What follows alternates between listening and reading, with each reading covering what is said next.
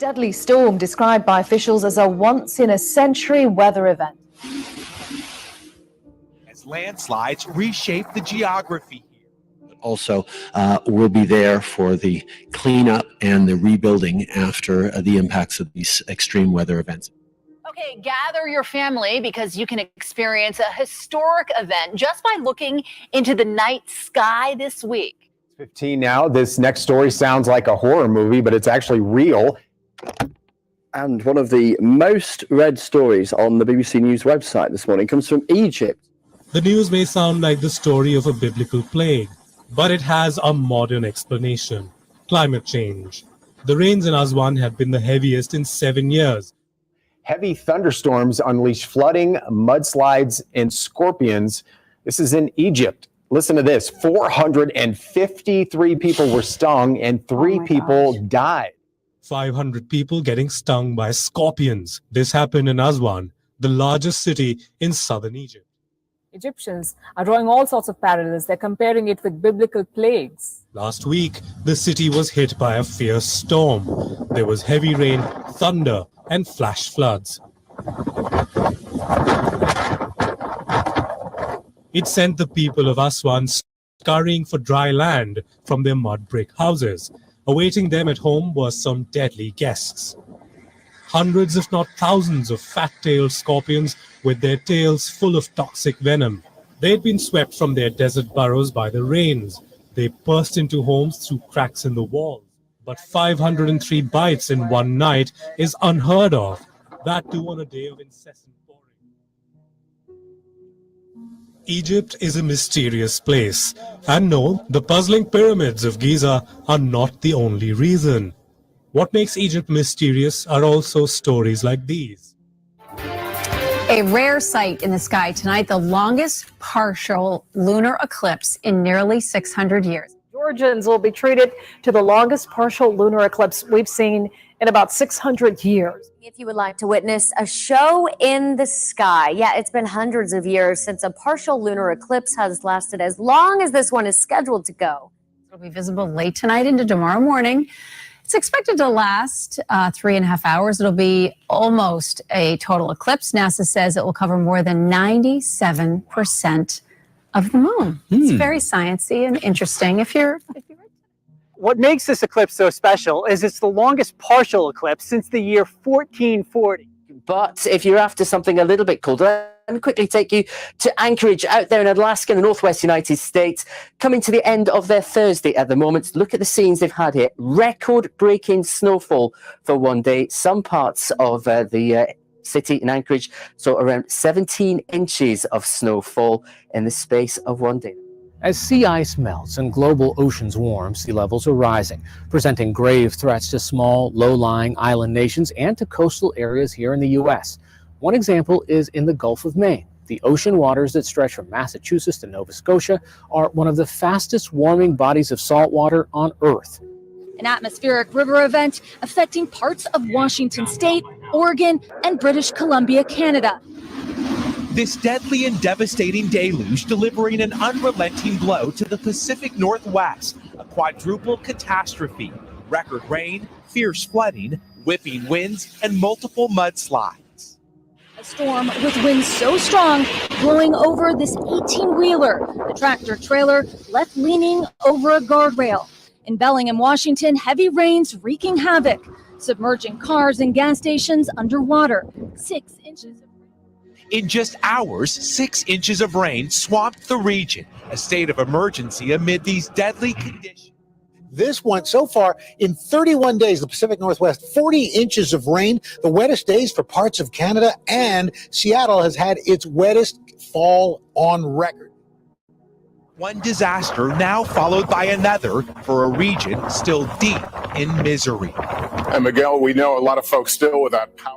And adding insult to the misery, 90% of the West tonight remains in extreme drought. This is one of the very few areas that doesn't need more water.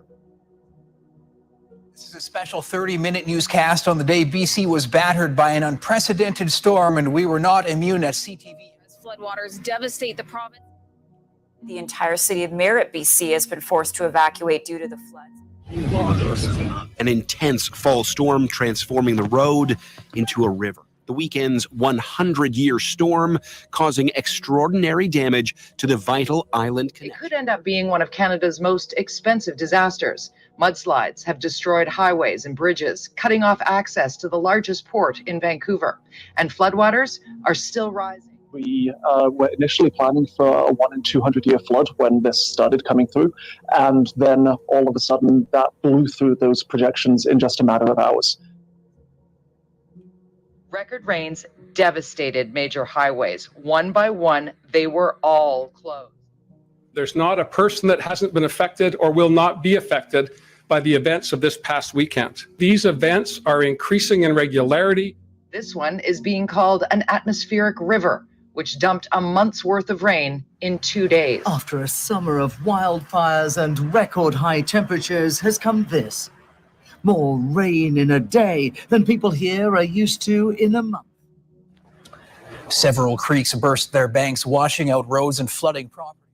Across the border in Washington state, torrential rains and high winds have also been wreaking havoc, flooding roads.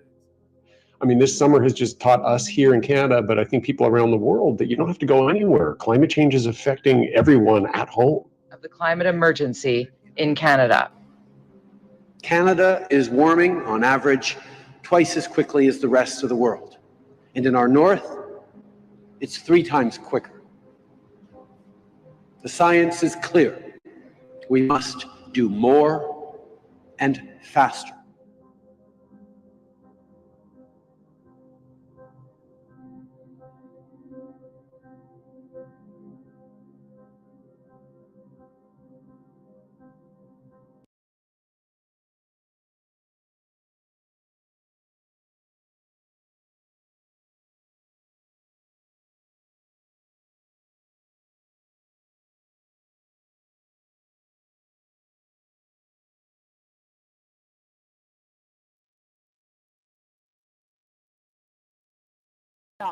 Explosions across the country, at least 10 of them that we can report, all within a week, 10 explosions.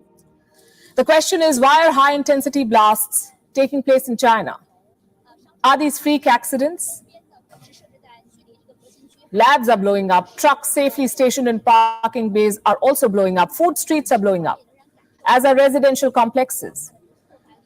It's hard to say they're linked, but it's even harder to rule out foul play because, you know, it's China. An explosion and fire at a university in the east of China has killed 2 people and injured 9. The accident happened in a science lab at the Nanjing University of Aeronautics and Astronautics. But here's something that you must consider. The blasts preceded the Chinese Communist Party's plenary. The timing is very significant. As we speak, the CCP's Central Committee is meeting in Beijing. A cold front is sweeping many parts of northern China, bringing the winter's first snowstorms from Sunday to Monday. Heavy snow has covered areas including Inner Mongolia, Shandong, Tianjin, and Beijing. Snow hitting China, leaving 1 person dead. Thousands were impacted by a blizzard in northeastern China. Check out this video.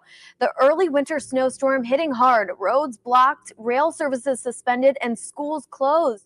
Inner Mongolia, where over 23 inches of snow fell over 46 hours. That's the longest on record since 1951.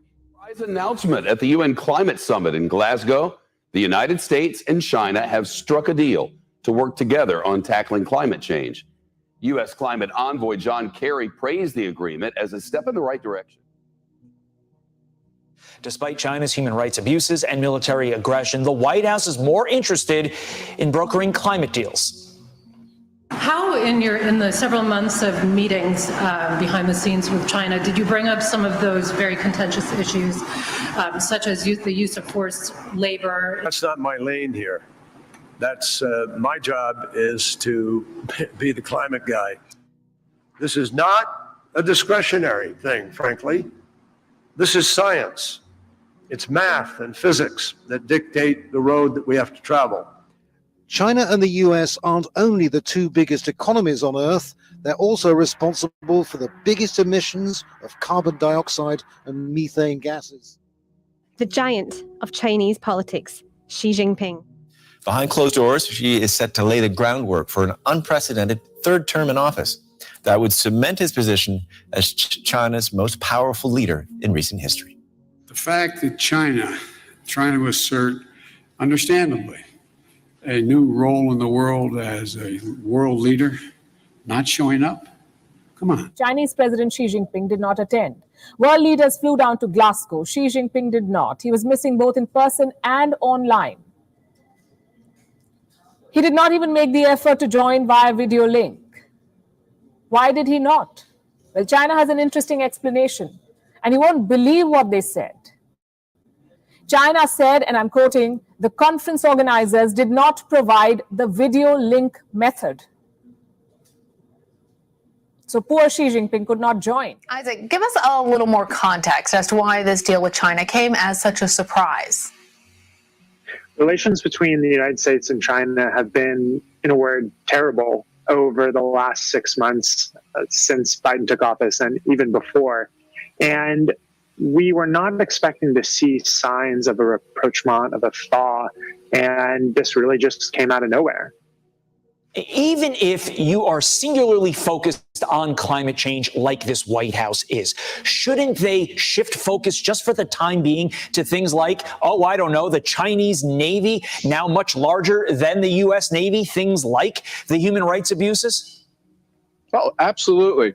First of all, China is threatening the United States like it hasn't in a long time. And it's not just the size of their Navy. And there's new evidence tonight of China's growing military might. It's happening on multiple fronts and fast. So he has an enormous amount of power, and he's structured the government in such a way that he has created a lot of these small committees or small standing committees, as he calls them, and he chairs most of them. So he really is at the center of every major decision. And was due to stand down next year. But at a high-level meeting, Xi has extended his leadership by at least 5 years. The Central Committee of the Communist Party passed the historic declaration at a plenary session in Beijing on Thursday, effectively changing the constitution. Now, one thing that's interesting that we're expecting to happen is that President Xi Jinping and this plenum is going to unveil something called a historical resolution. Now, what is that? In 2018, China scrapped the two-term limit on the presidency, giving Xi the right, in theory, to remain in office indefinitely. Thursday's resolution puts that amendment into practice. Critics have been saying that we could see the return, satirical here, the return of some kind of emperor to Beijing if Xi Jinping was able to take a third term and beyond. We are witnessing a strategic breakout by China. Their explosive growth and modernization of its nuclear and conventional forces can only be what I describe as breathtaking. And help China make new contributions to Africa and the world's peace and stability. We've got only a minute left. Big picture. You say China is in trouble and you worry that this wounded animal could be particularly dangerous to us. Why? Well, first of all, you got simultaneous crises. You've got a stagnating economy, the rolling power outages, COVID-19 outbreaks, which are accelerating, food shortages, a restive population, deteriorating environment. I think that Xi Jinping is going to look for an enemy. Mao Zedong did the same thing in 1966, but he couldn't plunge the world into war. Xi Jinping, because of that large navy that you talked about, he can do that. But President Xi Jinping, according to China's official news agency, called for the Chinese military to break new ground and said China's capabilities have been enhanced by leapfrog development in equipment and weapons. Last August, China conducted a hypersonic test that the chairman of the Joint Chiefs compared to the Russians beating the U.S. into space. I don't know if it's quite a Sputnik moment, but I think it's very close to that. And it has all of our attention. It's the most significant public acknowledgement by a senior U.S. official that China conducted 2 tests of a hypersonic missile system this summer. Tests which were first reported by the Financial Times. We don't know about climate action, but China's moves in another department are real and dangerous. Beijing is in the middle of an unprecedented nuclear buildup. How do we know this? Because of satellite images. Hundreds of new ICBM silos under construction. a massive buildup which has forced the Pentagon to drastically revise the number of nuclear warheads China is adding to its arsenal. Richard, I mean, first of all, this is a game changer in terms of these weapons, what they're able to do, and how the U.S. response would change as well. I mean, basically, the general's saying, we're not ready for this. We're not ready for this. It has the potential of changing the balance of power between the United States and China.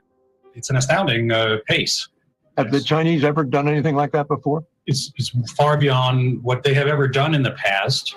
Nuclear warheads could also be loaded on hypersonic missiles, which are harder to detect than ICBMs.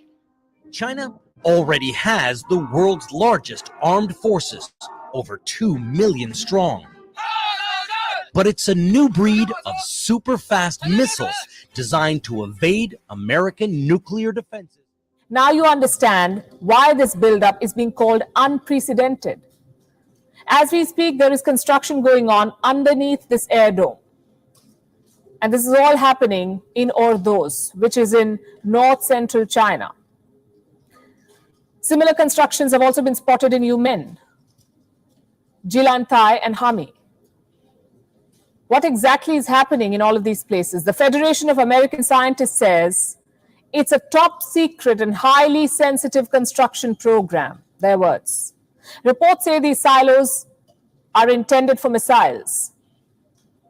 There are at least 300 such silos under construction in China, 300. All of this is part of the PLA's modernization program. What's interesting is that Beijing has neither confirmed nor denied any of these reports.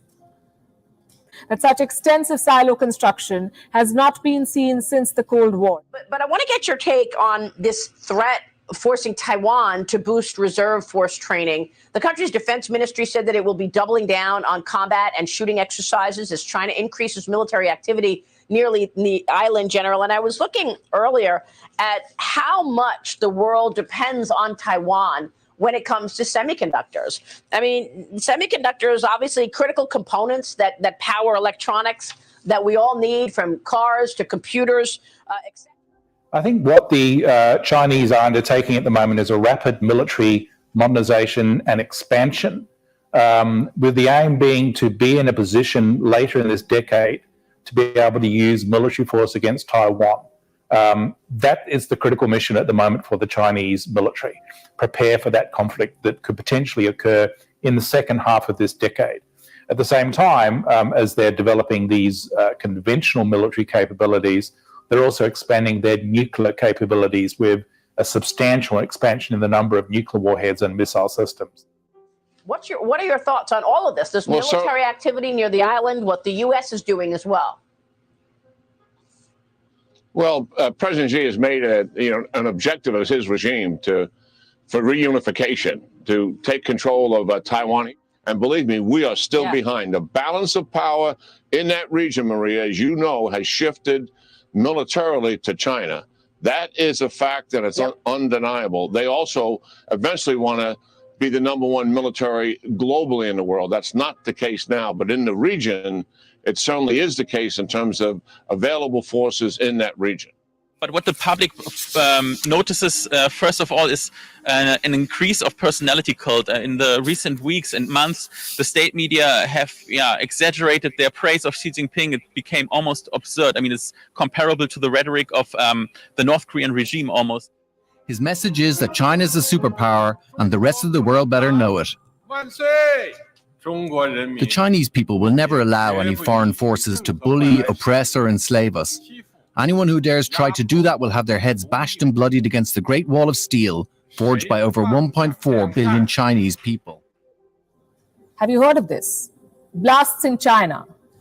You may not have, because Beijing is making sure most media do not report it. It is hiding high-intensity blasts, explosions across the country, at least 10 of them that we can report. All within a week, 10 explosions, 10 bomb blasts in one country in less than a week. And this is not Yemen we are talking about. We are talking about China. What's happening there? The first one was reported on the 21st of October. It happened in the Liaoning province. The blast took place at a hotel. It was high intensity. 5 people died, 47 others were injured. 1 day later, there was another blast, this time in Inner Mongolia. The blast was reported at a chemical plant. Again, it was high in intensity. 4 people died, at least 3 others were injured. 2 days later, there were 2 more blasts. One in the Wafangdian city, another in Nanjing. The second one was at a university lab, a laboratory. It wasn't one of those chemical experiments gone wrong or a test tube blast. This blast killed people, at least 4. The next day, there was another blast in another university. This time, it was the Shandong University's Huangdao campus. An explosion rocked the North Gate. Nothing has been reported on the deaths or injuries yet. A day after this blast, there were 3 high-intensity blasts in 3 Chinese provinces. The first one was in Shandong. Some trucks parked in the province's Zibo city mysteriously blew up. Some said the blast was so strong that people staying 20 kilometers from the blast site felt terrified. They felt the impact. The same day, 2 more explosions rocked Guangdong and Jiangxi. On the 27th of October, another blast rocked Guangdong. Now, we don't know very much about where exactly this happened or how many people were injured or killed, if at all. But we do know that on the same day, a blast also ripped through the city of Tianjin. So that's 10 blasts that we've counted so far. 10 blasts, 13 deaths, and many more injuries in just 7 days in China. And that's just on paper. It's hard to tell how much worse this story is. The people in China have a lot to complain about right now. China's zero COVID strategy has fallen flat, for instance. The country is in the middle of a Delta outbreak. And this is being called the worst outbreak since Wuhan, since last year.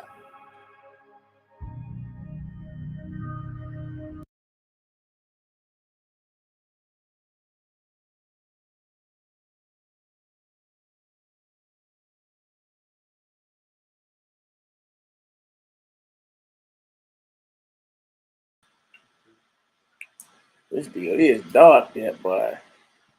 I ain't even. That's gonna be 2. That's gonna. Yeah. Hallelujah, hallelujah. Maybe put that on too. Hallelujah, hallelujah. If I can be heard, give me a Yahoo up in the chat. If I can be heard, that's a little better, bro.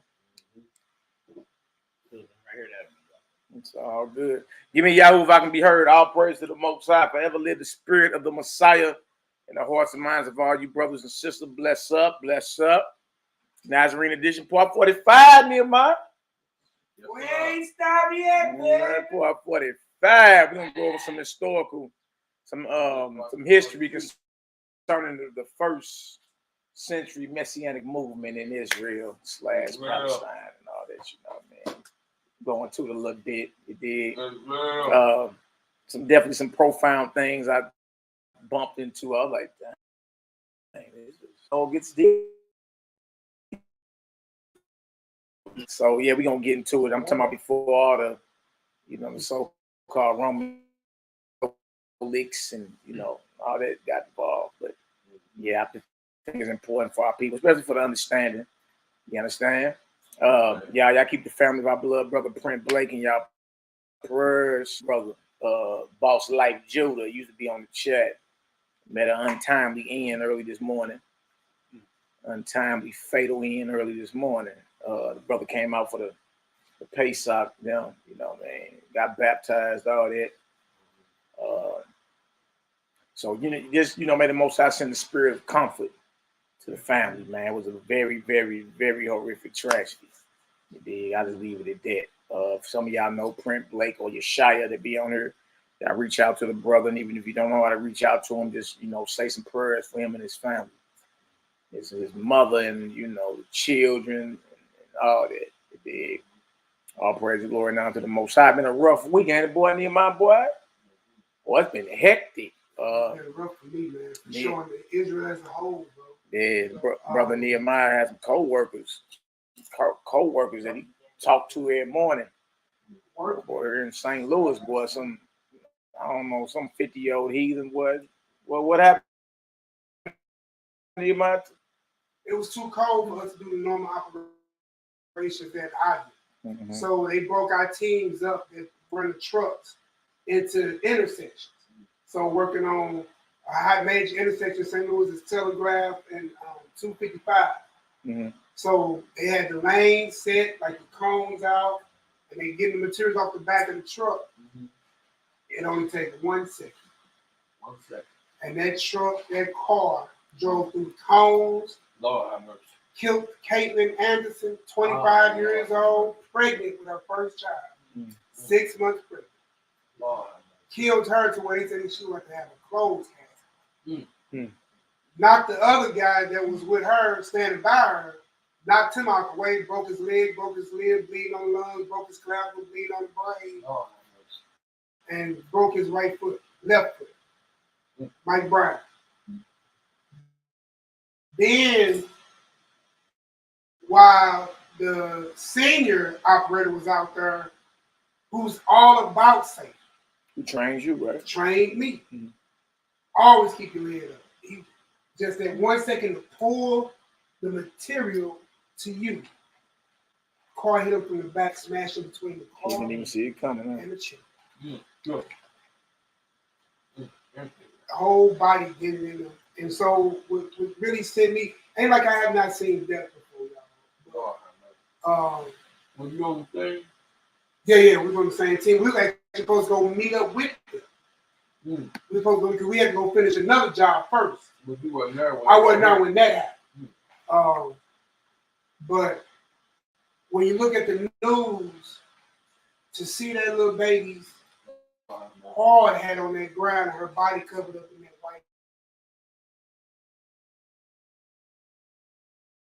And to see the car and the blood, 25 years old. 25 years old. 25 years old.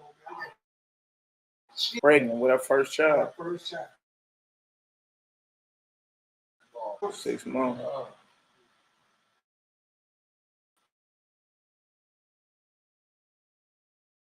So I'm talking about go. They don't care how they drive out.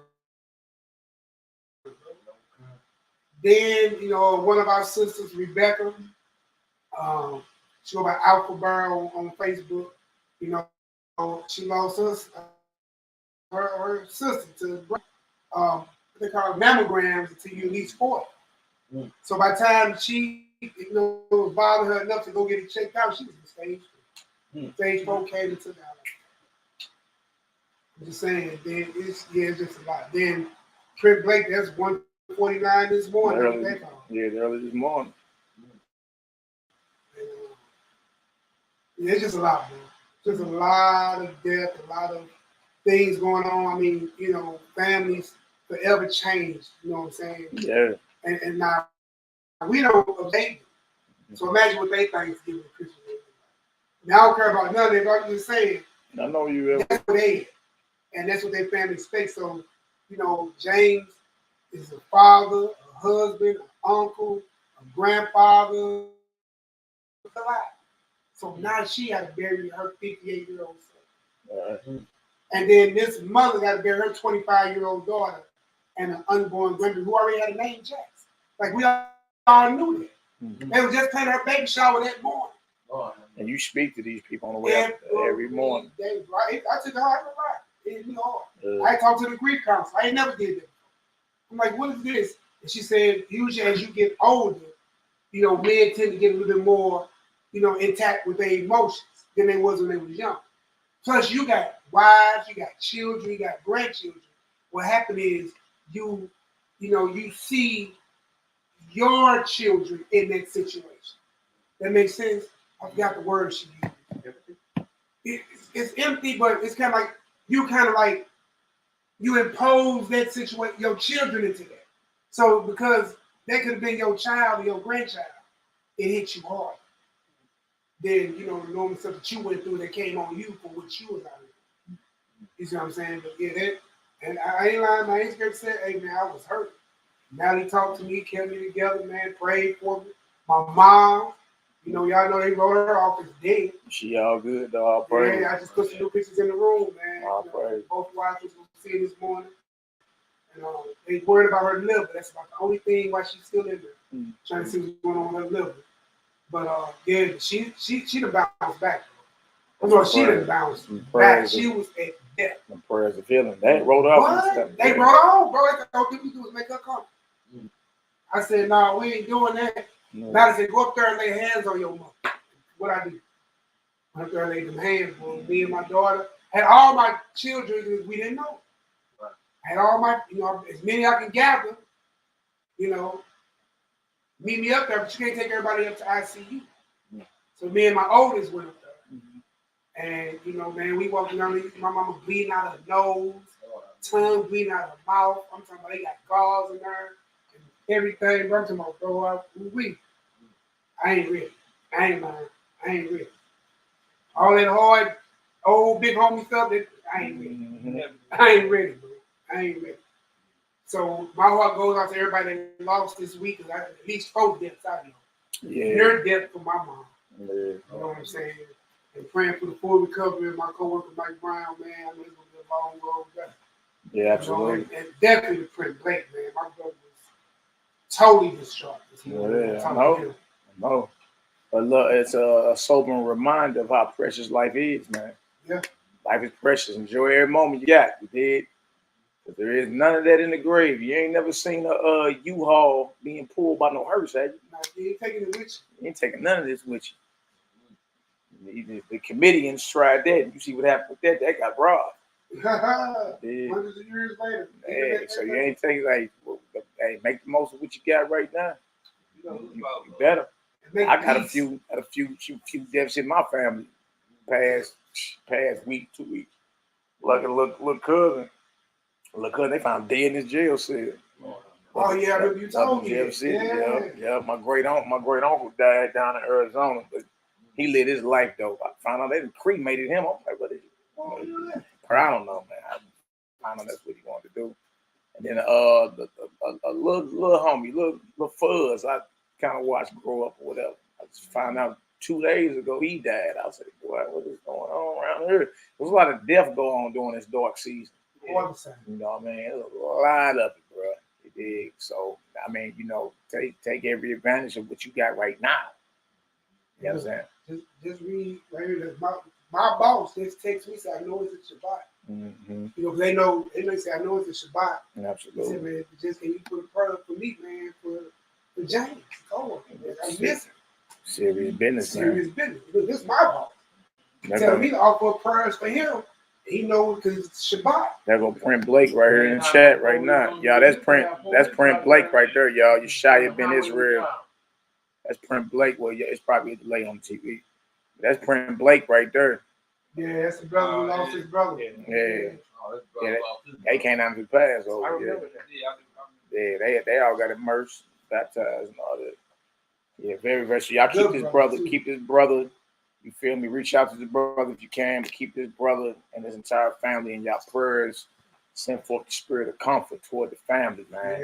Yeah. That right there was major. Some brother that lets you know y'all definitely in our prayers. Hebrew condolences. May the family heal. May the family heal from behind that, Hebrew. Our praise and glory now to the Most High. Hallelujah. Yes, I reach out to the Ak, man. I let him good brother. The sincere brother. And sometimes we need people to rap to. You dig? Here, I want to start this off though. Just real quick with the scripture. Let's go to Ecclesiastes, the 9th chapter. Start this off with a scripture real quick. And then let's get it in. Y'all see the title. We're gonna go over some history today. All right.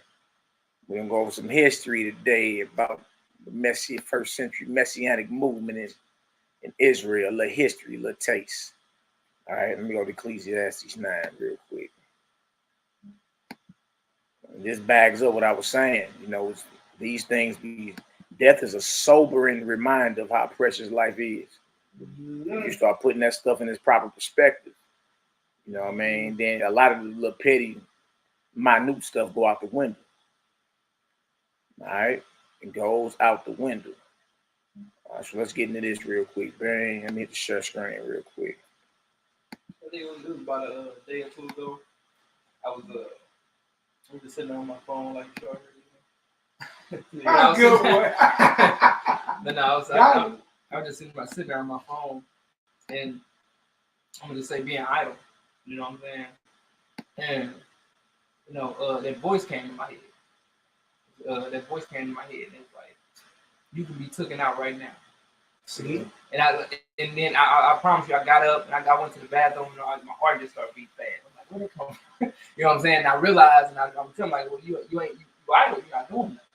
You ain't doing nothing that's, you know what I'm saying, that's gonna preserve your eternity right now. You know what I'm saying? Like nothing at all. Yeah, man. So look, let's get this right here. We're gonna read Ecclesiastes 9. We're gonna start at verse 3. All right, Ecclesiastes 9 and 3. Let me know whoever got it. Let's go ahead and throw down on the word real quick. Let's get her done. This is an evil among all things that are done under the sun. That there is one event unto all. There is what, boy? There is one event unto all. Yeah. Also the heart of the sons of men is full of evil, and madness is in their heart while they live.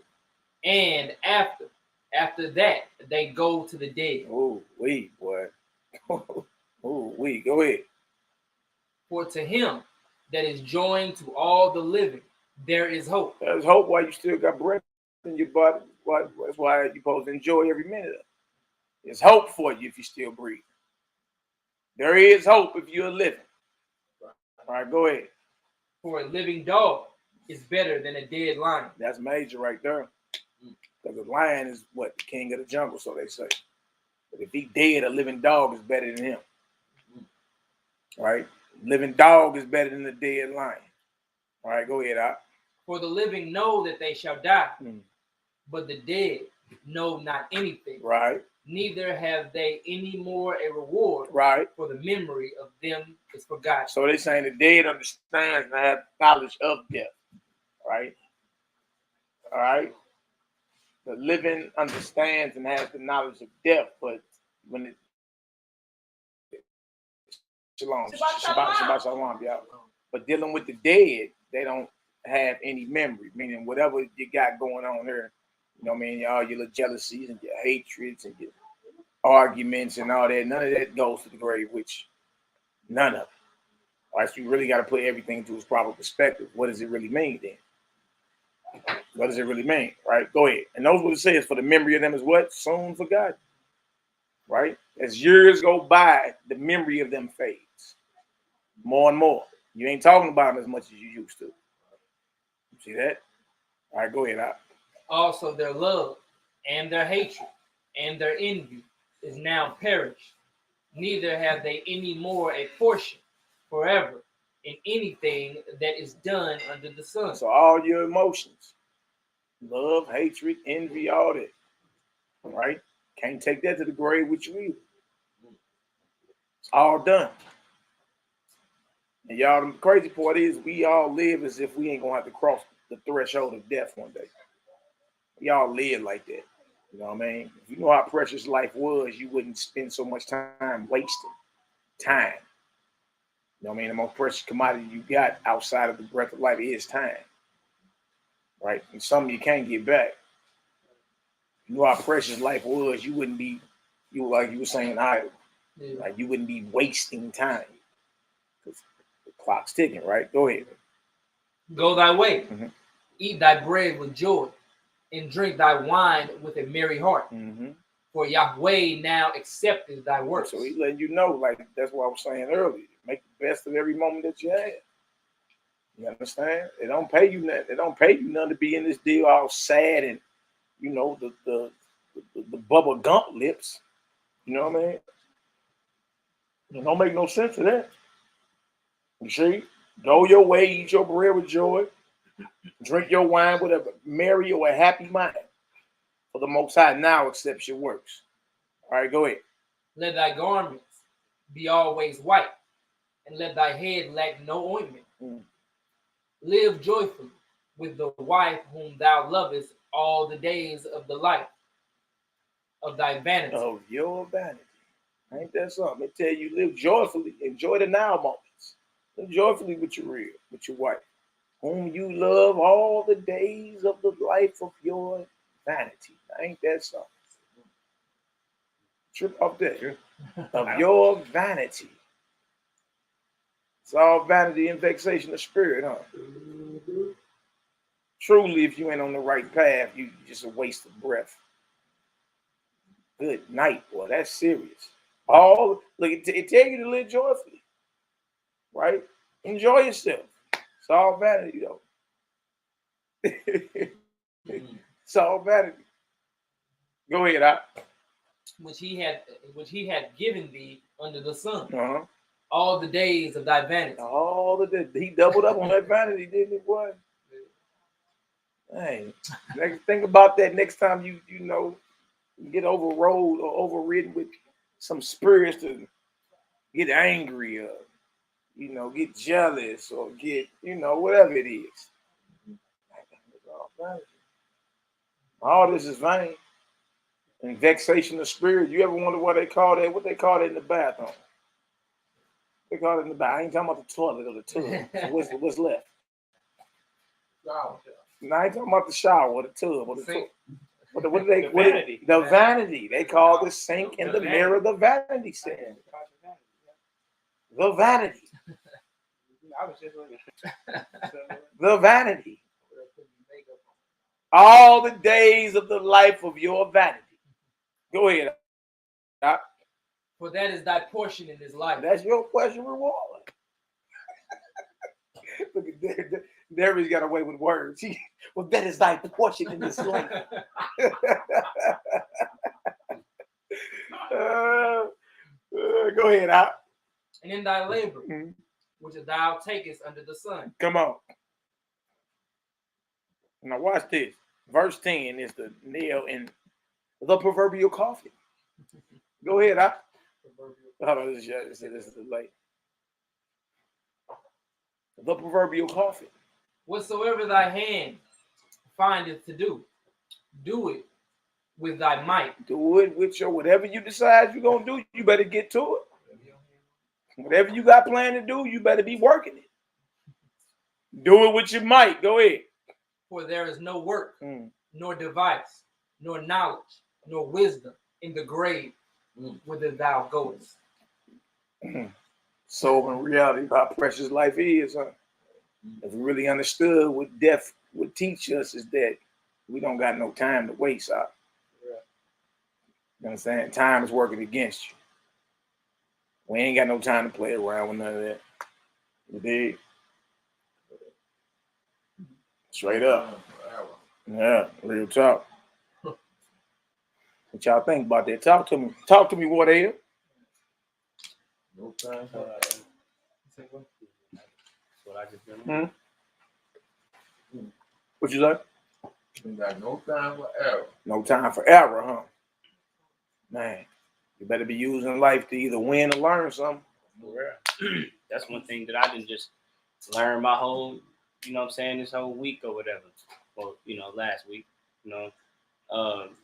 basically all the things that, I didn't been giving advice to people or things I didn't been teaching and preaching to other people.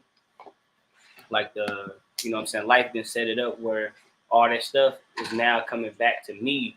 Like, it's now time for me to actually understand and do the things that I'm saying. Like, I've been getting hit with a lot of emotions, myself that I didn't have to deal with, like I ask for peace and I be getting war, but I get the war only to show me how to get that, how to find peace and stuff like that. I just been expressing myself more, learning how to express myself and be real with myself. Just to, it's just been, life just been showing me and giving me a whole lot of lessons, just concerning like what I need to do, like all that knowledge that I didn't accumulated, from all these years was only to prepare me for right now to like, okay, you know what to do, now go ahead and do it.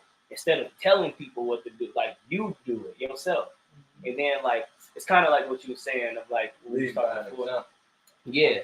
And just leaving, this place, leaving this place. And when you come back, then saving your, I was just, yeah, the brew had brought up the being in the Matrix and stuff like that, and I'm just like, I said, this is the time of the awakening. I'm like, you already got your pills off of it. You know what I'm saying? It's just like, it's what you can do with it. You know what I'm saying? That's you already like me. I was saying certain stuff about, you know what I'm saying, just going out doing certain things to get certain revelations and all of that. And it's like, well, you know what you got to do to do it. Just like when you gonna do it. You know what I'm saying? It's a matter of if and when you're gonna do it. Right. You know what I'm saying? It's already there in your mind. Right. You know? Yeah, that's all it is. You know what I'm saying? Like, it goes back to the passage in the script. The whole thing is just time is short. Get it done. And look, we just on the verge. Every one of us on the verge just to find ourselves. You know what I'm saying? Because truly, that's all that we can be is us. You know what I'm saying? Like, for a long time, me even personally, you know what I'm saying? Just in all my life, I didn't been with people that told me I was, instead of really being who I am.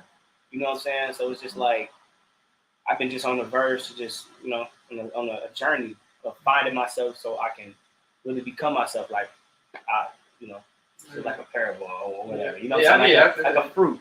You know what I'm saying? Like a tree or a tree, right? A tree cannot be anything else but a tree. You know what I'm saying?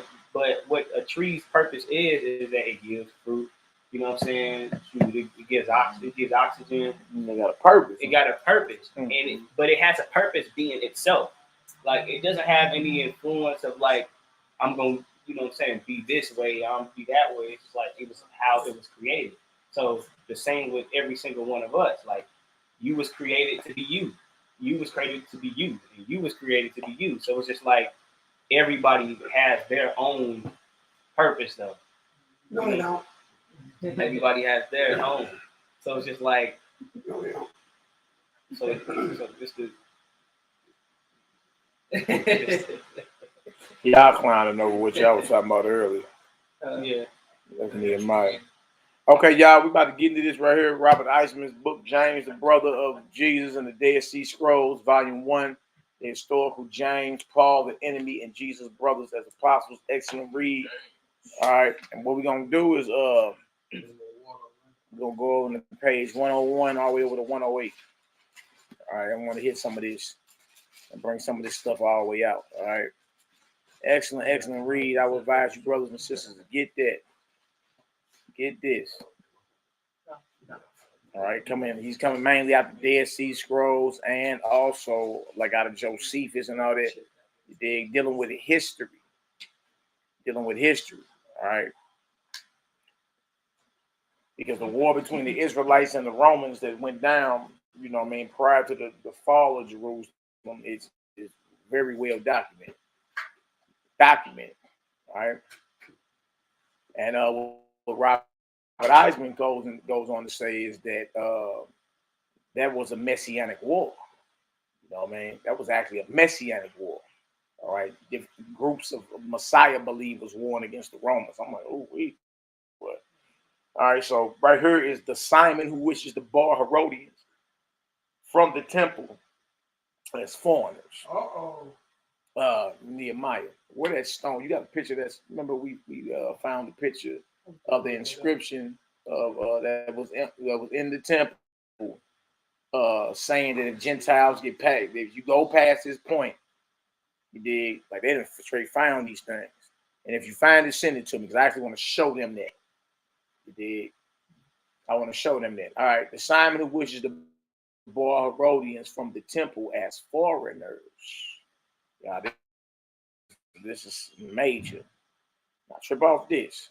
And again, you may read or hear something that you don't totally agree with, but you know, it's all good. If it resonates with you, rock with it. If it don't, hey, you know, it's all good. Just putting the information out. Page 101, chapter 11. All right. Who got it? Let's get her done.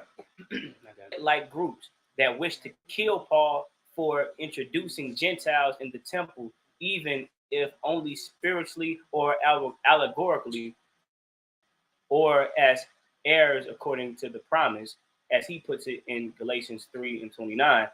But there are also zealots who wish to bar Herodians from the temple. So he's speaking Acts 21st chapter, when Paul was in, James told him, well, look, this is what you're about to do. You're about to pay for this vow right here, and that way everybody that's here would know that you walk orderly and keep the law. Right? A few days into that, somebody was like, hey, y'all, this the cat that bring Gentiles into the, he done brought Gentiles into the temple. What temple is he talking about? He couldn't be talking about abroad, because the Most High temple ain't abroad. They got pagan shrines abroad. You know what I mean? And they was not talking about him bringing Gentiles to the synagogue. He didn't come to Jerusalem. Paul came with some Gentiles to Jerusalem. You see what I'm saying? And brought them into the temple. And that right there is what invoked that riot that almost got him killed. You know what I mean? Because again, when we pull that up, you're going to see they got the archaeology out there. They got the actual sign that used to hang, it's a stone inscription. It used to hang up in the temple. And it say any Gentile past this point will be put to death. Dang. You know what I mean? That almost got Paul killed in Acts 20, the 21st chapter. Yeah. And if not, the Secret Service hadn't showed up and whisked them away. It's like, I'm a Roman citizen. You know what I mean? But look at this right here. All right.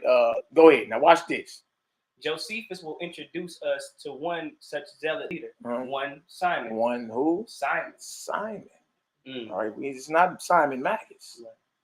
This is a zealot leader. When it says zealous, it's talking about those who have zeal for the law of the Most High. Simon the Zealot. All right. Now watch this. Go ahead. Who called an assembly of his own in Jerusalem. Assembly is a church. Now, who is this Simon called a zealot leader? Who trip off this? Who has a church or an assembly in Jerusalem? Go ahead. The time is the early 40s. Come on. The very word Josephus used in the Greek. Uses here in the Greek. Is the same word used throughout our sources for the church or assembly in Jerusalem. So it's the church. Who is this Simon, who is zealous for the law of the Most High, who has an assembly or church in Jerusalem? That means he's Messianic. That means he actually believes in Messiah. He got his own assembly. He got his own church. He got his own, you understand? Now, who is this? Who is Josephus talking about? Now, you got, this is in the early 40s. So this is roughly a decade after the Messiah been crucified. So this is one of his disciples. Well, wait, go ahead. It says that is this Simon, whom Josephus refers to as somebody, again, and very scrupulous in the knowledge of the law, is the head of his own church in Jerusalem. Contemporaneous with Simon Peter depicted in Acts.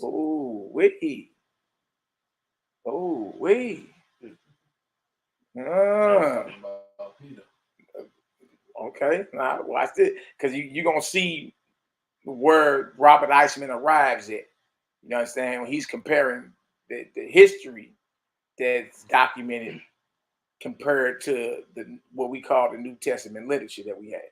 You see what I'm saying? You're like, well, the history say this Simon right here followed the revolutionary Messiah, was zealous for the law.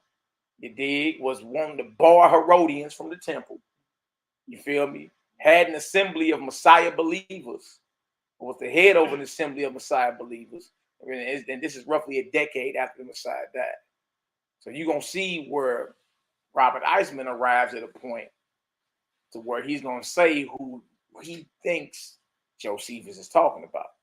All right, now watch this. Go ahead. And what does this Simon wish to do? He does not wish to admit Gentiles in the community. Into the community. Go ahead. As Acts pictures Peter being instructed to do after receiving his vision of the heavenly tablecloth on the rooftop in Jaffa. Acts 10, verse 1 to Acts 11 and 18. Talking about with Cornelius and all that, right? Right. Okay, go ahead. Rather, the Simon and Josephus wishes to bar Herodians from the temple, which belonged only to native Jews. Bar Herodians from the temple only belongs to native Jews. Yahudim. All right, go ahead. As non-Jews. Okay, hold on. I got you, brother. I got you. Hold on. It's heating up, Darius. Hold on.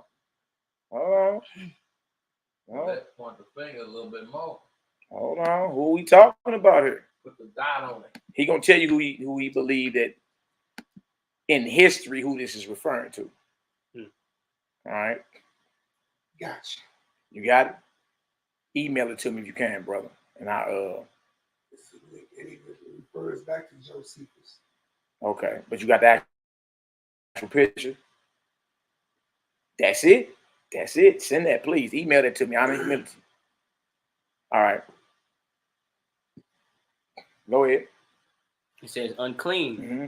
It is the position of this book that the Simon and Josephus is the demythologized. Okay, demythologized. It says that the Simon is in Josephus is the demythologized Simon in the New Testament. He's saying the position in this book is who Josephus wrote about is Simon Peter, the New Testament. So what does demythologized mean? All right, let me show y'all that real quick. Let me show y'all that. It just sounds like yeah. Okay, well, send me that what you call it again.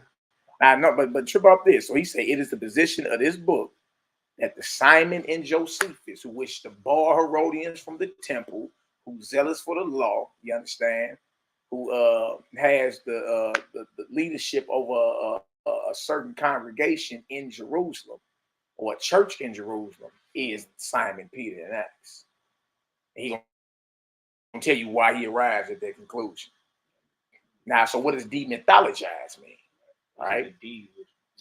Hold on. Let's get it. Let's get it. Let's get it. Hold on. We cooking now. We cooking now, big dog. We cooking now. Hold on. Let me see if y'all can see this. Let me know if that pop up. Or do I probably got to stop sharing and then. Oh, no, that's it. Oh, there it is, right there. Okay. Now look what the demythologized mean. I'm going to pull it back up on there. Now watch this. I say, okay, this is where we going. All right, what does demythologized mean, brother?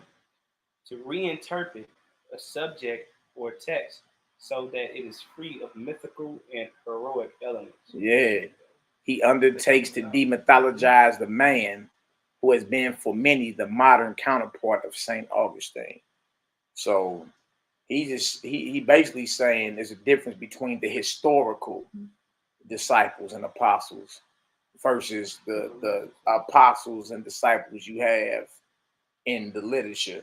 You know what I mean? He's saying that what's in the literature of the New Testament is based off actual revolutionary zealots that followed the real Messiah. You know what I mean? That's what he's saying. I was like, oh, okay, we cooking now. Hold on. What's going on here?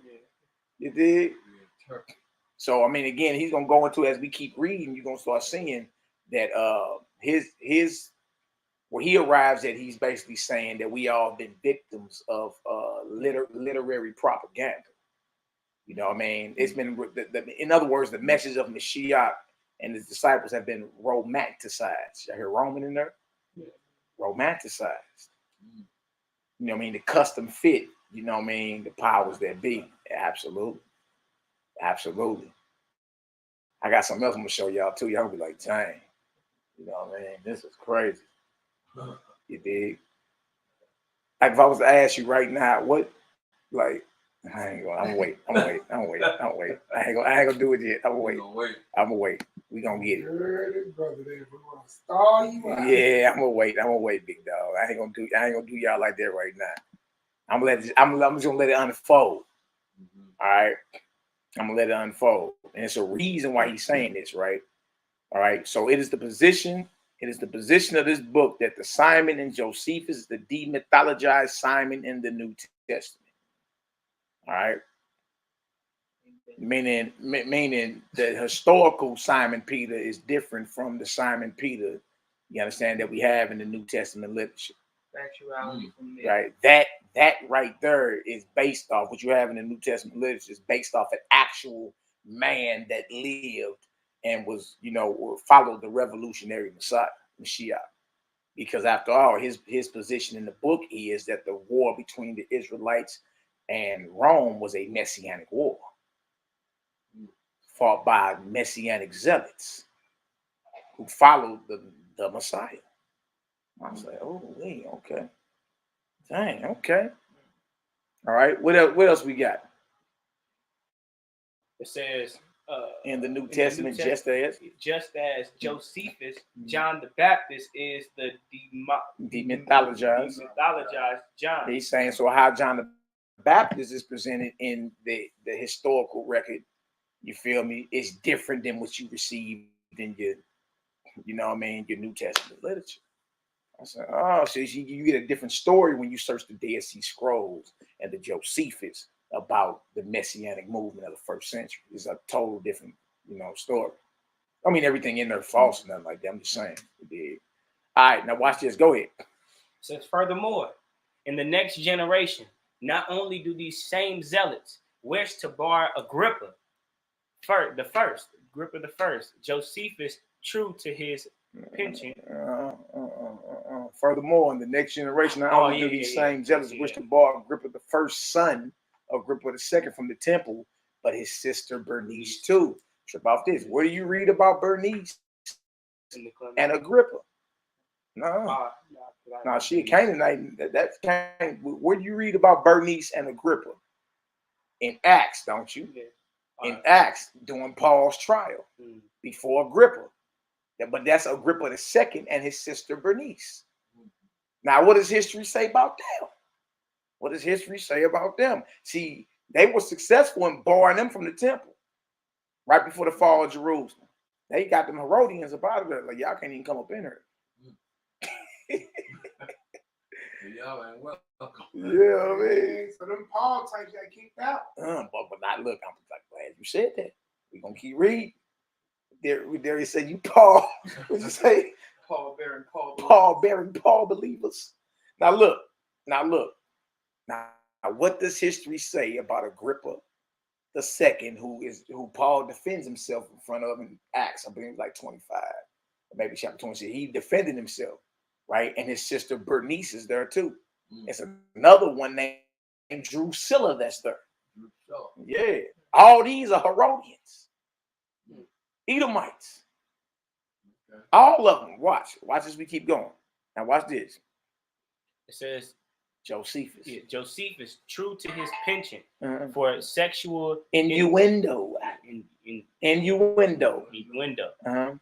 Note that Bernice was rumored to have had an incestuous. You hear this? You hear this, Nehemiah? Look, Josephus let it be known that Bernice had an incestuous relationship with who? Agrippa the second. Her who? Her brother.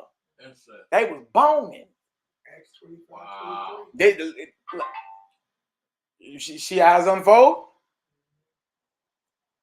That's why they couldn't go up in the temple. Oh, now trip off this. Watch this. Come on. This is very much the picture that emerges too in Acts, where Bernice appears together with Agrippa the second, seemingly as his consort. His consort. His little tenderoni. That's his his little thought. And then what they say in the streets, the thought. The thought. His little jump off, but that's his sister. History records that they was boning. They was relations with each, having relations with one another. Incestuous relations. Incest. Now watch this. Go ahead. In amiable interviews. In amiable interviews. Amiable interviews with Paul, Acts 25:13 and 25 and 30. 26 and 30, my bad. So does her sister Drusilla, Drusilla, whom Acts 24 and 24 has the temerity to identify only as a Jewish, a Jewess. Right, but see, Drusilla and Bernice are sisters. They all brothers and sisters here.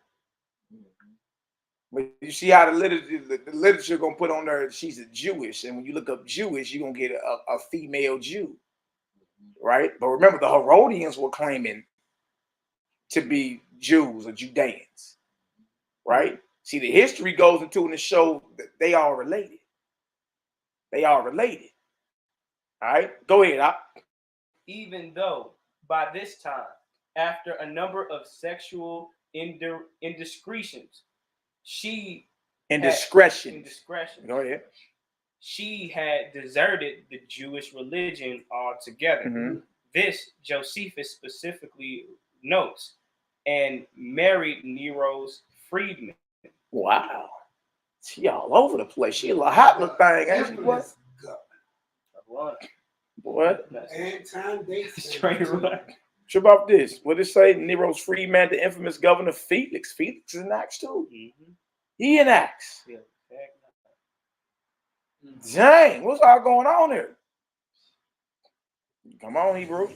Of course, 52 through 60 CE.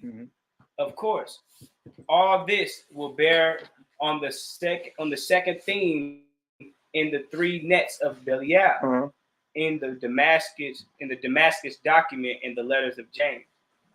Fornication, which Paul too is anxious to paper over. He's anxious to paper over. Now look at this.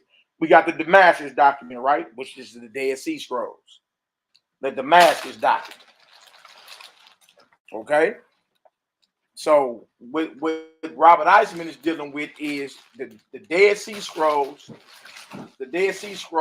and Josephus to back up historically what was going down during the first century Messianic movement in what we call Israel or Palestine. All right. History paints a slightly different picture.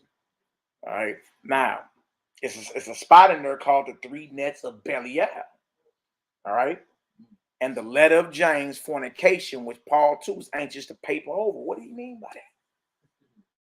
What do you mean by that? Because we got Paul teaching about fornication and all that, in certain spots.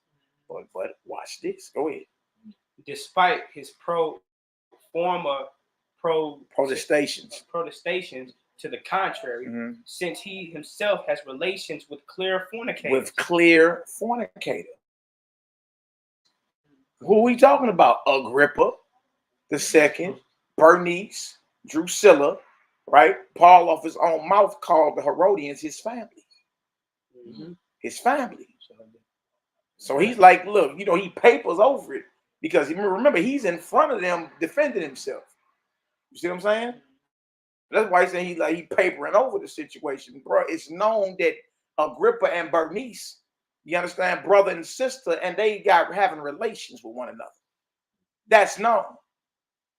Okay, now watch this. Go ahead. Drusilla and Felix. Felix. One could hardly imagine John the Baptist. Go ahead. Who had but 2 decades before lost. I was just going to say this too.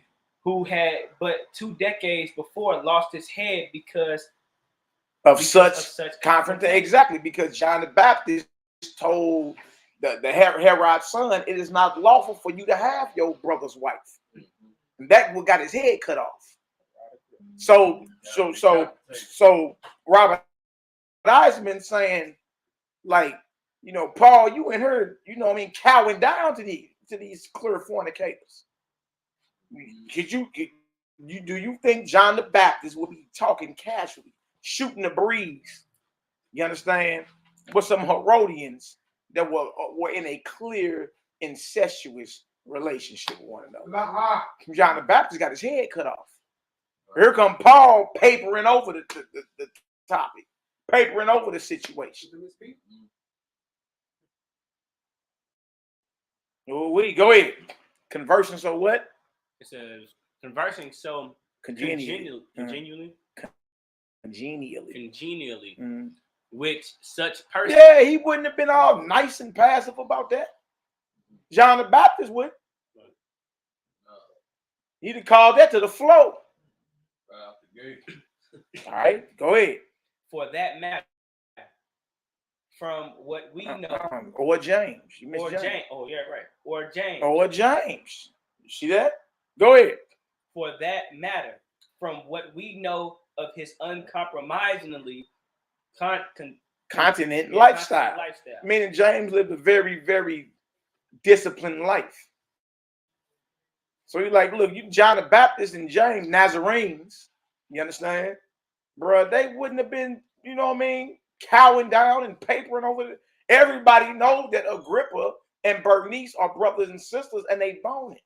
Everybody know they sister Drusilla then did her thing and then finally married Felix. You see what I'm saying? So he was like, look, you couldn't picture John the Baptist or James, you know what I mean, cowing down in no situation like that. Oh, wait, watch this. Go ahead. As it is, it says, as it is, Paul converses with them. There is no reason to contradict Acts picture. Yeah, it says Acts picture at this point with his usual congeniality. Congeniality. Or deference. Even Don't even try obsequiousness. Obsequiousness. I mean, he's just basically saying Paul, you understand, knew that it was all type of fornication going on, these Herodians. You understand? And he papered over it. Real soft about it. But other men were in that situation, like John the Baptist, and he called it for what it was. Doesn't got it. And who ain't? You see? You see? All right, now watch this. Come on. It is here. It is here. Acts 24:6 acknowledges for the second time that the actual charge of pollution of the temple was being directed against Paul. Then calling Drusilla a Jewess without further explanation. Yeah, so that means that Paul actually, when he came to Jerusalem that second time, he brought Gentiles with him into the temple. Feel me? That's when that riot broke out. Like, man, hey, man, you tripping? That almost got him killed. It almost got him killed. You see what I'm saying? Now Nehemiah sent me. Let me show y'all that. Let me pull this up real quick. I'm gonna show y'all the stone. All right. Right, these are artifacts. Let me show y'all that real quick. All right, I'm gonna stop sharing for a quick second, and then let me pull this on up. We're gonna come right there. All right. Again, y'all, we going over first century history about the original Messianic movement in Palestine or Israel. History records it differently than the New Testament literature that we have. Them brothers was way more zealous and was painted and way more serious. You understand? Let me show y'all this real quick. Yeah, you would think that them was Pharisees who had started that riot. You would think them was Pharisees that did that at first. Nah, remember James told when he said, you see, I mean, thousands of priests are obedient to the faith and believe, and they all zealous for the law. No, it was thousands. James had control over thousands of Israelite priests who were obedient to the faith of a Messiah. Right. They all was zealous for the law of the Most High. Zeal. You see what I'm saying? So they are in clear opposition to what Paul teaching. You see what I'm saying? Now watch this. When you watch this, y'all get some understanding so far. Give us a Yahoo up in the chat. Y'all know we ain't trying to lose nobody. Bless up. Blessings to you, brothers and sisters. Bless up. Now look, let me show y'all this because Nehemiah said he sent it to me. Let me see. Let me pull my email up real quick. I'm gonna show y'all that, then we're gonna get right on back. Get right on back. This thing heating up. This thing heating up. There's head smoke. Even though he was standing up to the truth. He's trying to keep you getting killed by he's sneaking up on our line. But he almost got killed. Okay.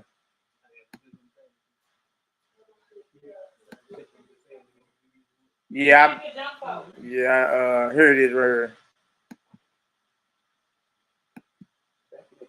Let me show y'all this, y'all. This is historical. This is what they found.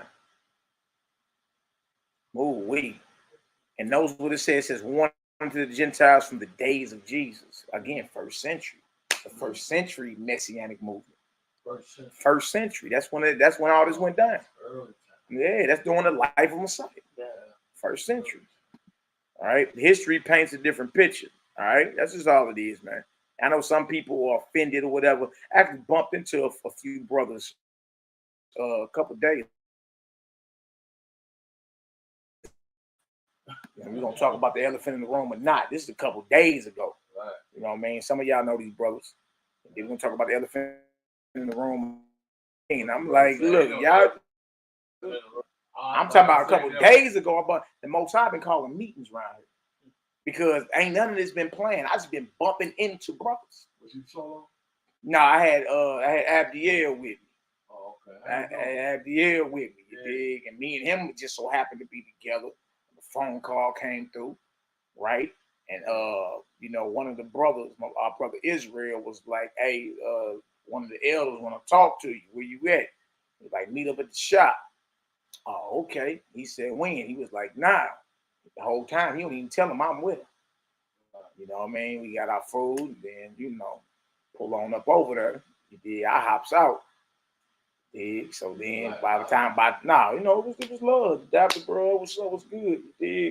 And we get up in there. There wasn't no plan when he seen you. Yeah, we get up in there, and, you know, it's a lot of, you know, tiptoeing through the tulips, you know, on that end. So then, you know, Abdiel threw me the alley-oop. He was like, yeah, I don't know. I've been feeling better since I ain't been, you know, I ain't got no dead flesh up in me no more. That's right. One brother was like, oh, nigga, I'm gonna eat my meat and all that. I said, so we gonna talk about the elephant in the room or not? He's like, what elephant? I'm like, look, y'all been talking about what we preach. I know it. You know what I mean? So we gonna talk about it or not? Oh, I mean, okay. I'll say, okay. So according to the Torah, what is flesh or meat offered to idols? What is that?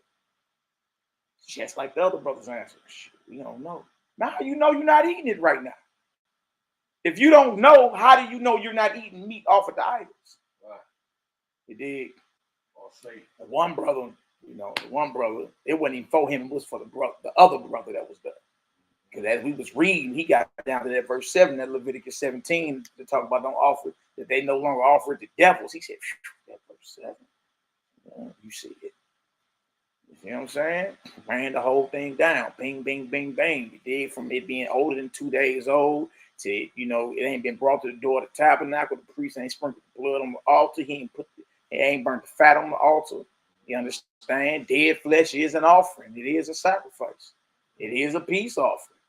You understand? And, you know, we'll go over there about the law of peace offering and talk about if it's older than 2 days, it's an abomination. Isaiah 66, those is eating swine's flesh, the mouse and the abomination gonna be consumed together. You know what I mean? Right. So, you know, bro, like, dang, you know, send me them scripts, which I found out when I did. I took my time, typed up everything, emphasized certain things, sent it over to the brother. Yeah, he sent it to both of them. That brother sent that to him at 6:15. That brother responded to 6:15 and said, I'm gonna eat my flesh. I'm gonna eat my meat. That means you didn't read. Still said he gonna eat. Yeah, so he was saying, send me the scripts to get that fire off his ass, because he ain't had nothing for me. He ain't had nothing for me, nothing. He did. So he was trying to get up out of it. Them scripts was coming out so hard and so clear that he was like, well, just send me the scriptures and all that. And we send it to him. He did, but I asked him, if you find out what you eating was abomination, would you stop? He froze. I said, oh, today I got to witness what rebellion really looks like. It did, because I'm in this Bible that you claim that you hold so dearly. You know what I mean? I told me, like, the flesh you say you can eat, that says you can eat, that's contingent on it being processed right. It did. When the temple was under attack during the days of the Maccabees, them brothers didn't eat no flesh. Well, the temple gone. How you gonna do that? Well, you know, Christ died in the veil in the temple. Christ was dead and had already resurrected in Acts 15th chapter, when James still said, don't eat meat off of the idols. So that means that's still him dying don't mean you can eat meat off of the idols. You see what I'm saying? Man, most I've been calling meetings around here. I've been bumping into brothers. I'm talking about and it's been the timing been so perfect because had I not been with bro that day, I would have never got that call. Or I've never seen them brothers, you know what I mean? Or had we been somewhere else 30 minutes later, it would have never happened. The timing came down at the right time, bro. Right time, you dig? So yeah, most I've been calling meetings around St. Louis. I'm just happen to be in the right spot. Like that first one I was telling you about, how I've been 30 seconds late, I'd have missed them. Yeah. And I just so happened to catch them walking out the crib. See what I'm saying?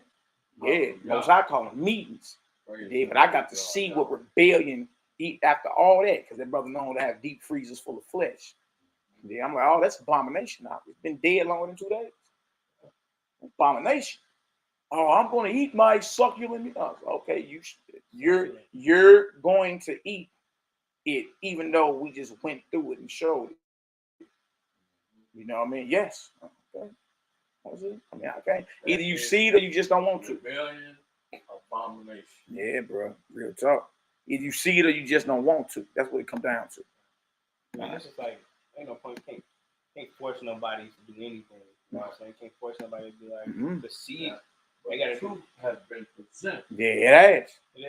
It has. And that's what I'm saying. Like, brothers sit back and just realize the most I call them meetings right here. It did. And again, every brother I ask that tell me they don't know. Now, how is you in opposition to what I'm saying if you don't know? You see what I'm saying? So that means they chose the side right there. Yeah. They chose that losing Yeah. side. And then I had the brother that ended up the brother that was rebelling the most. Now, he's an excellent reader, orator, right? So, oh, you want me to read it? Absolutely. The very words that came out of his mouth, checked him, convicted him. Yeah, you read it. Yeah. You know what I mean? Read it out loud. He loved reading out loud. He sounds so eloquent. Yeah. Yeah. And then, like, it was like it probably wasn't for him at the time. You know what I'm saying? Like, he couldn't receive it at the time. Like, I'm finna eat I'm eating and do all that type of stuff, even though the truth was presented to him.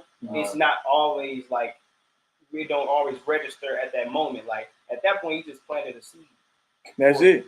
For future, he might be like, dang, I remember somebody else might come to him like, hey, bro, you know that flesh, like, you know what I'm saying? That stuff ain't right or whatever. And he'd be like, dang, my brother just told me about that or whatever. Like, you know what I'm saying? So the clicking is dead. Yeah, I know, right? Clicking his head. When you look in that mirror, that conviction hit. You know, it's gonna come up every time. Yeah, it's just not gonna always be right thing and there. They just register with you. You know what I'm saying? He ain't gonna even be able to skip his mind. Some of these brothers, every time you pick that flesh up. Some of these brothers, I'm gonna say that I believe that they do see it. Just certain things that they're not willing to get down. It's called rebellion, bro. Yeah, that's what it comes down to. Are you really down for the Most High as much as you say you are? You know what I'm saying? That's true. Yeah, or down with the truth. You know, when that truth hits, it's gonna hurt at times or whatever. You know what I'm saying? But they just ain't down. They ain't with it. You know what I'm saying? As much as they proclaim. Exactly. You dig? Salvation is a tough process, brothers. All right, this right here, warning to Gentiles from the days of Jesus. Inscriptions. All right, I don't know what happened to it. Oh, right there on the floor. Yeah, click on that. Y'all brothers can see that. You gotta be real with yourself. Yeah, you gotta be real with yourself, bro. That's it. Either you see it or you don't want to. That's it. But I ain't as mad at you. But if you was sensible, you would understand. All right. Warning to Gentiles from the days of Jesus, inscriptions. Okay? Now watch this. That's what we talking about, first century. All right. Now look at this. The Jewish or the Hebrew temple in Jerusalem was surrounded by a fence that was about 5 feet high. On this fence were mounted inscriptions in Latin and Greek forbidding Gentiles from entering the temple area proper. Image below. One complete inscription was found in Jerusalem in 1871 and is now on display on the third floor of the Archaeological Museum in Istanbul. All right. There it is right there. If y'all knew how to read Latin and Greek, you know, you'll be able to read it, but you know, I don't have the, you know, I don't have the skill to do so. Anyway, the temple inscription warning Gentiles not to proceed beyond this burial on threat of death. Now you see the reason behind that riot that broke out second time Paul went through, because he came up in there with Gentiles. You dig? And they were like, y'all, this the cat that polluted the temple. Look who he got up in here. All right. All right. All right. The Greek text has been translated. Foreigners must not enter inside the fence or into the forecourt around the sanctuary. Whoever is caught will have himself to blame for his ensuing death. Not sure about this. Yep, they couldn't go past this fence right here. That fence down there. That fence goes all the way around. So you see, they say court of the Gentiles. They can go to this fence right here. See, they're not actually inside the temple. You see what I'm saying? They're not actually inside. It's a fence outside the temple. They can't go no further than that. Only Jews is going on. Only Israelites, that's right.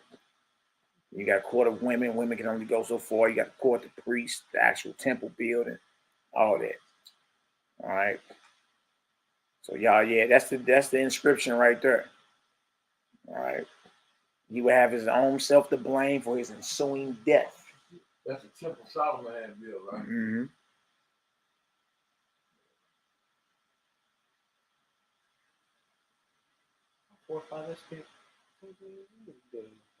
Yeah, that's right. Their place was out here, y'all, outside this fence right here. See the fence with inscriptions, court of the Gentiles. It wasn't inside here though. Right, it was out there in the courtyard, but not inside. Mm-mm. All right. Even though if they were following the law of the Messiah, they still ain't getting it. No, you can't, yeah, because they're still different. The first century Jewish historian Josephus mentions the burial and inscription in two places, all the way back to the first century. When you go through these cloisters unto the second court of the temple, there was a partition made of stone all around, whose height was 3 cubits. Its construction was very elegant. Upon it stood pillars at equal distances from one another, declaring the law of purity, some in Greek and in some in Roman letters, that no foreigner should go within that sanctuary. For that second court of the temple was called the sanctuary. Josephus, Jewish War, 551, 193 through 194. All right. Again, we talking about first century, the Messianic movement in the first century. All right. Thus was the first enclosure, in the midst of which, and not far from it, was the second, to be going up by a few steps. This was encompassed by a stone wall for a partition with an inscription which forbade any foreigner to go in under pain of death. Josephus, Jewish Antiquities. You see that? Look at this. Compare the accusation against Paul. Found in Acts 21, 28 through 29. Shouting, men of Israel, help us. This is the man who teaches all men everywhere against our people and our law and this place. And besides, he has brought Greeks into the temple area and defiled this holy place.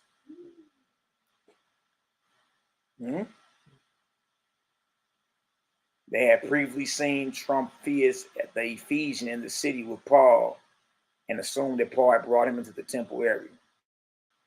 Ooh-wee. Ooh-wee. Now look at this. This is also the possibility that this barrier is referred to by Paul when he writes Ephesians 2:14. For he himself is our peace, who have made the two one and has destroyed the barrier, the dividing wall of hostility.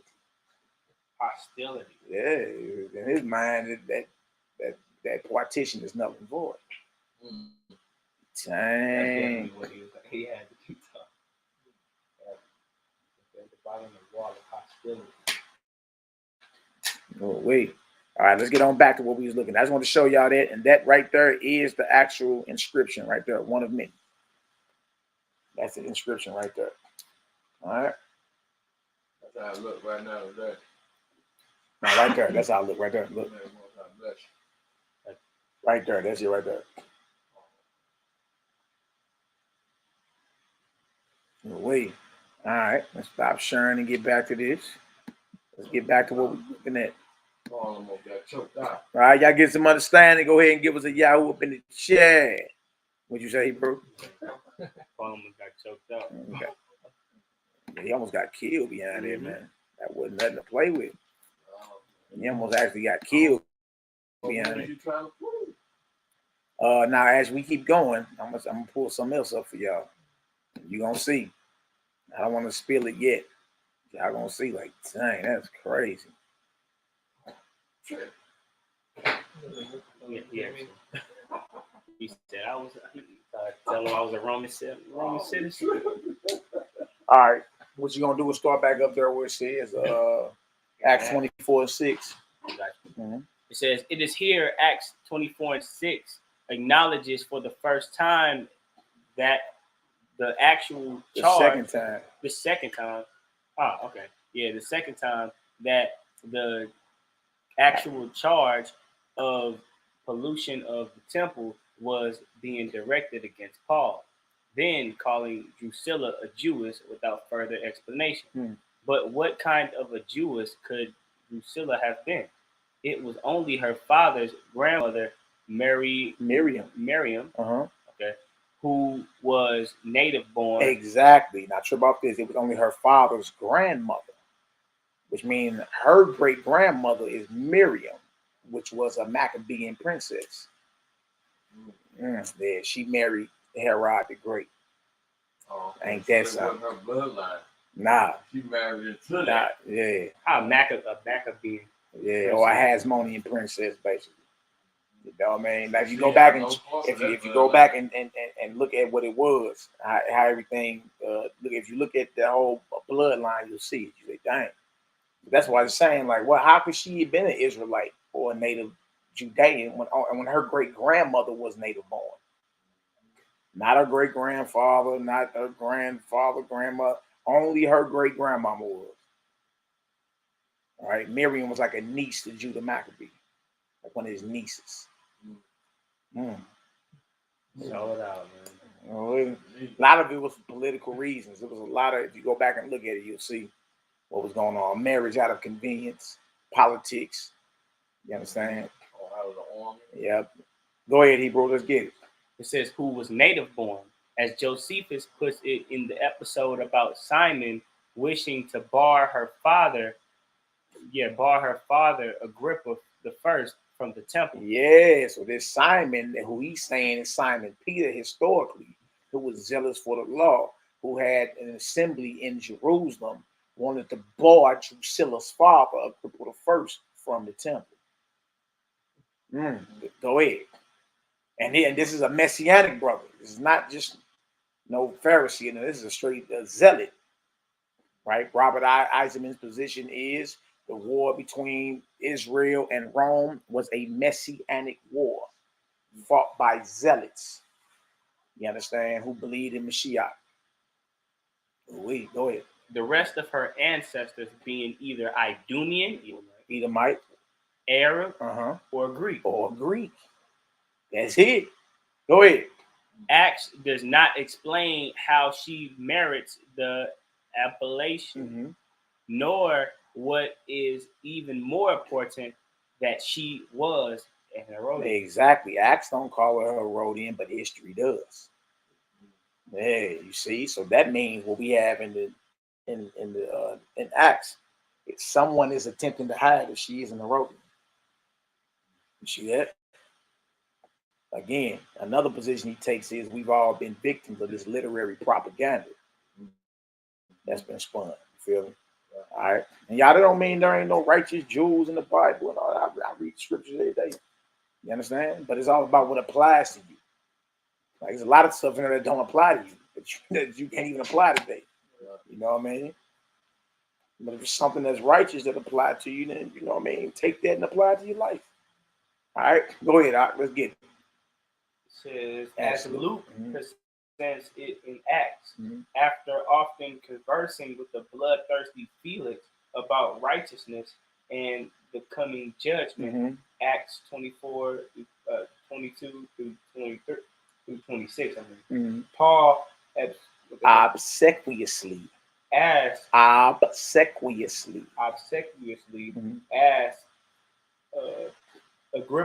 II and Bernice of all people. Did he ask this brother and sister who have relations with one another? Right? Yes. Of all people. Obsequious is like he's asking real, you know, soft and well mannered.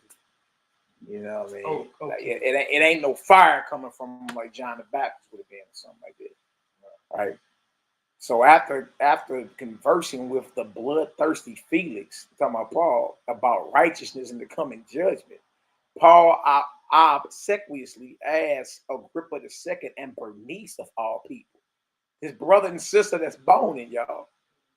King Agrippa, do you believe the prophets? Question. I know that you believe, Acts 26:27, and discoursing with them in detail about his vision on the road to Damascus and the Gentile mission. Then Agrippa II responds. Remind you, this man is having sex with his sister. Agrippa II responds, in a little while you will persuade me to become a Christian. Look at this. And Paul, go ahead. He thought that's how it's supposed to be. Not sure about this, y'all. Paul's understanding about who Christ is. His understanding. You understand? If there's a difference between the apostles and disciples and the message they taught that they got from Messiah himself and what Paul was introducing, it's totally different. Does it make sense? Because like he just came to her Herod Agrippa, you know what I'm saying, and you know it's all good. But when John the Baptist come to him, he get his head cut off. So it's like it gotta be something different. It ain't the same message. If it was the same message, it'd been the same outcome. He's raw with it. Yeah, on fire. Now look at this. Now then Agrippa II responds, in a little while you will persuade me to become a Christian. And Paul, not only in a little, but I would wish to God you and all those hearing me this day would very much become as I also am, except for these bonds, because he was locked up, right? Acts 26:28-29. At this point, according to Acts, Agrippa II and Bernice, brother and sisters who are boning, y'all, I can't stress this enough, all right, turn aside to Festus, and this is the year 60 to 62, and say more or less what Pontius Pilate and other Roman governors are depicted the same in the literature. This man has done nothing deserving of death or chains. Right? Same thing that Pontius Pilate is depicted saying about Messiah. Watch this. Watch this. Festus was Felix's successor. And I remember Drusilla, you know what I mean? The sister to Bernice and Agrippa II, you understand, was bed hopping with Felix. Now Festus comes in. Felix is Nero's freedman. Okay, Nero Caesar. Okay, now who succeeds Felix is Festus, right? Festus was Felix's successor, and it is upon his death that King Agrippa II and his high priest Ananias get together to destroy James. See, they was hitting the Herodians, and the Romans was totally against the Nazarene movement. James is the leader of the movement. To destroy James, as if to emphasize the parallel with what happened to Messiah. Acts has Agrippa add, this man might have been let go if he had not appealed to Caesar. The scenario here of an intervening interview with high Herodians. You like that, Darius? High Herodians. The scenario here of an intervening interview with high Herodians combined with hearings before the Roman governor is exactly, true about this, combined with hearings before the Roman governor is exactly the same as the Gospel of Luke, who also authored Acts. Luke wrote Acts and Luke. But true about this, Luke is Paul's boy. That's Paul's boy. Luke wasn't no disciple. Luke wasn't no apostle. Whatever he know, he got from Paul. Huh? So now what we have here, y'all, so that means his understanding, the understanding of Messiah is coming from Paul. It's coming from Paul in the account of Luke. Where else would Luke get it from? That's Paul's understudy. Luke the physician. So Luke is like the mythologized. This is the mythologized, like, writer. No, I'm just saying, like, whatever Luke is writing, he's getting it from Paul. Might well have been Paul writing. He's getting it from Paul. Right. That's what I'm saying. So how the painting the picture of who Messiah is and what the disciples did is mythologized. Yeah. Ask about this, y'all.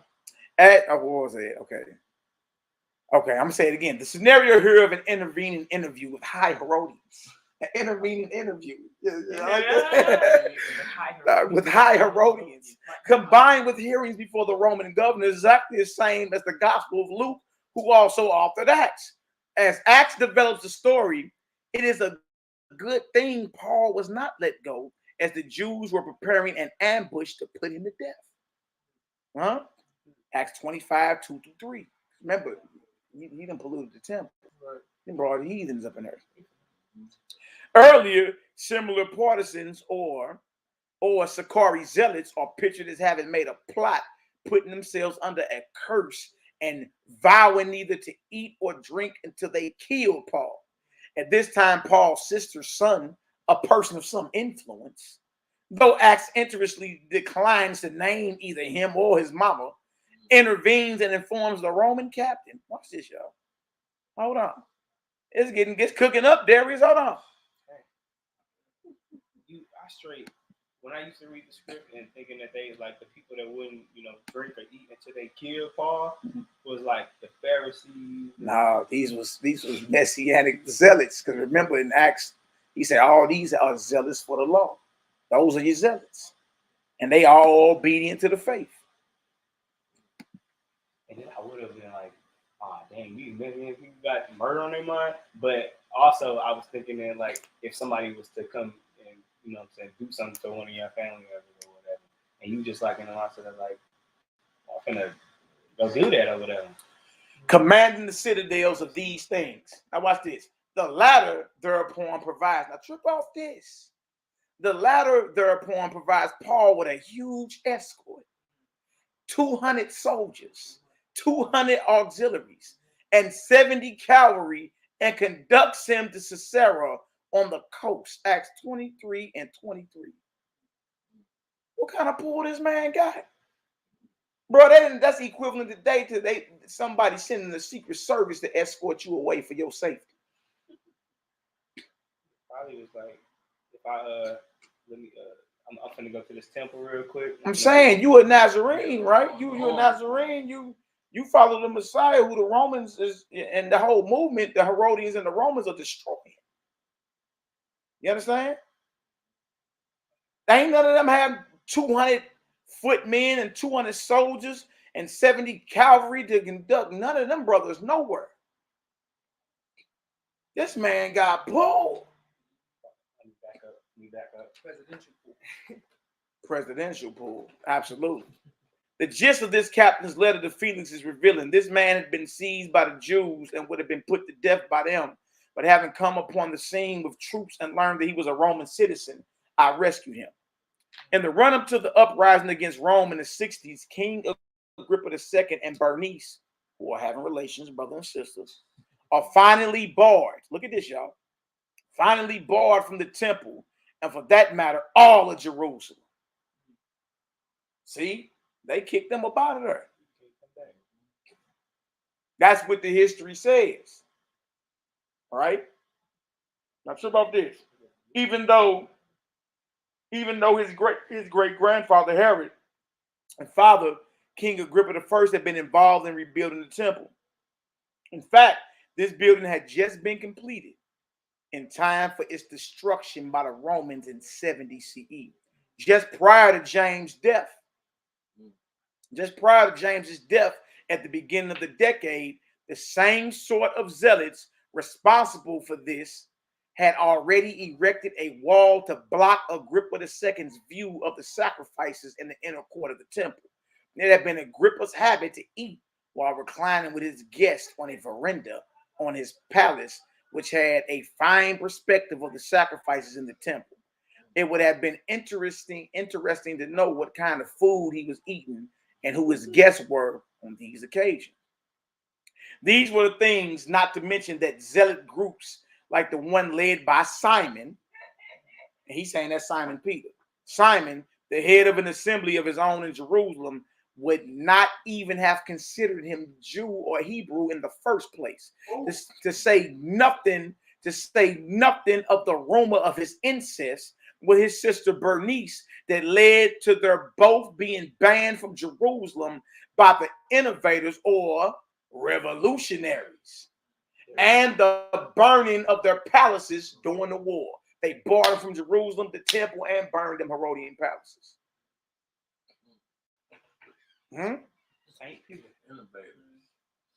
We starting to have a problem here, ain't we, y'all?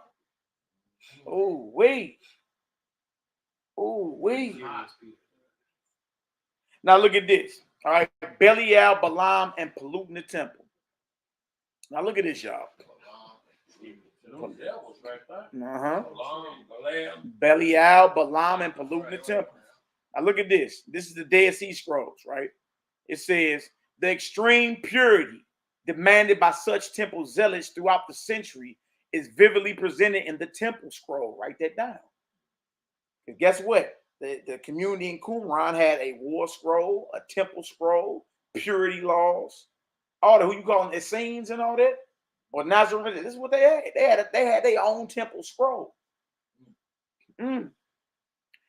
Vividly presenting the temple scroll. Some call this document a second law because it deals with much more than just the temple and was delivered in the first person as if God was speaking presumably to Moses and the whole people. And the column about the exclusion of certain classes of unclean persons from the temple, just preceding the one about the inadmissibility of bringing skins sacrificed to idols in the temple. A barrier of the skins, flesh. A barrier of the kind erected against Agrippa II and his dining companions around 61 CE above is called for. This was to protect the temple from even being seen by such persons, and the reference is coupled with the use of the terminology Bela or Bala to swallow. Of course, this relates to the Belial terminology at Qumran. Qumran is the Dead Sea community where they found the Dead Sea Scrolls at. That's Qumran. That's the land. Yeah, that's right out. That's out there in the wilderness of what we call Israel. Of course, this relates to the Belial terminology at Qumran and the BL swallow consumed circle of language, which more or less functions in opposition to language with the Zadik root meaning of righteousness. 1 Peter 5:9 knows this language and uses the enemy terminology in speaking of Diablos, Belial at Qumran, then connecting it with an allusion to being swallowed up. It is also connected to the allusions in the New Testament like Balaam. Not only is Balaam the son of Beor referenced to in 2 Peter 2:15, Jude 1:11, Revelation 2:14, in the context of referring to the Diablos 2:10 and Satan 2:13, describes how Balaam taught Balak to cast Baalim a net before the sons of Israel, to eat things sacrificed to idols and to commit fornication. Eat things sacrificed to idols and to commit fornication. What I've been asking the brothers, hey, what is meat offered to idols according to the Torah? You understand? Because that's still, you still got to abide by that. All right. This is the three nets of Belial language of the Damascus document. Write that down too. Write down the three nets of Belial. Write down the Damascus document. Write down the temple scroll. All right. When the zealots of Sakari finally did seize control of the Temple Mount, in the aftermath of all these demands, as the uprising turned more extremist and moved into its Jacobean phase. For the first thing they did was to burn the debt records. Say, well, get rid of all the records and say we owe them. We don't owe them. He owe these heathens nothing. Burn them records. Right. Man, radical. We're gonna have a great reset around this deal, huh? Well, that'll be tight, boy. Wipe away all your debts. I mean, in other words, how you gonna be fighting in a revolutionary war, but you in debt to them? Okay. So one of the first things they did was burn all the debt documents. In essence, releasing our people from bondage. See that? Now look at this. Look at this. Burn the debt records to cause a rising of the poor against the rich. They also burned the Herodian palaces, including both Bernice's and that of her brother Agrippa II, presumably the one in which he had reclined and viewed the temple sacrifices while eating. Later, they also burned all the palaces of the high priests appointed by Herodians. Look at that. Right? Because the Herodians had infiltrated the priesthood as well. You know what I mean?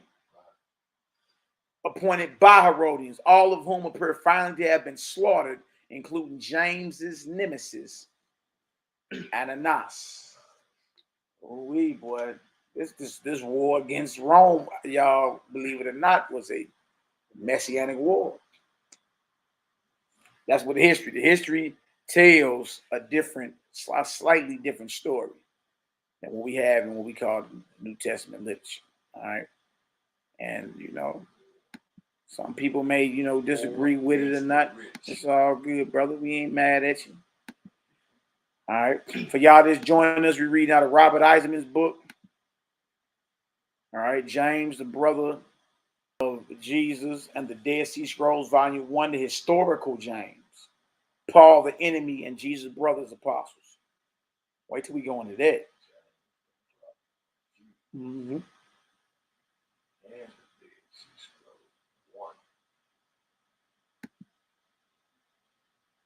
Wait.